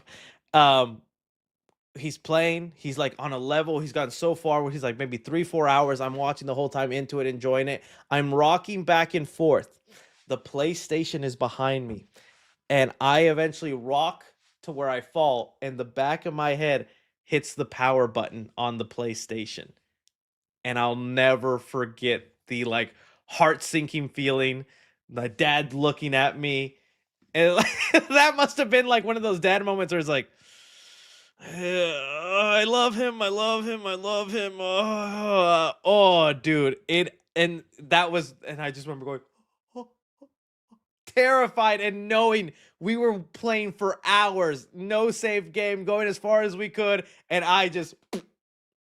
Oh, dude, I'll never forget that. That was that, and I still love Crash Bandicoot to this day, but that was that. You did it on purpose. I really did it. Maybe I did. I don't know. I was rocking back and forth as a kid. And I was like, but how would I aim that perfectly? That's just, I remember that. I remember that. Let's see here. We talk about that. I think this, that. Says, buy some ice cream, sweetheart. For what? What did I do? What do I need ice cream for? I like ice cream. Ice cream good. Neapolitan, anybody? Would you ever accept to do a sponsor video for gambling? No. I already put that as I don't do gambling. I don't do AI. I think those are just the two I don't really do. If other people do it, that's fine. But unless I get hit with a crazy amount of money, which I have not, and I've never been approached, but I just don't do it. But if one day you see me with like slots.com, get now and you get 300 credits, just know I got a big payday and don't click the sponsor. Just let me have the payday, guys. Just please, just this once. Let me have the big payday. But no, I've never done it. I've been watching all your content on Spotify. Thank you. Oh, awesome. Yeah. Someone's uploaded 3C stuff, which I'm fine with, on the Spotify. So you can watch 3C stuff on Spotify. Congratulations on being a dad. Thank you for the joyful videos. I'm excited for you to share the happiness and joy with him. Me too. Me too. All right. That is it. We have ended here, my fellow friends. I want to thank you guys so much for watching the 3C live stream. Y'all are amazing. I want you guys to have a glorious night. Look at me with my glasses one more time. All right. Thank you so much. I love y'all faces. Have a good night. More content coming your way. Don't forget the most anticipated video and the popcorn bucket video are out. Adios, my friends.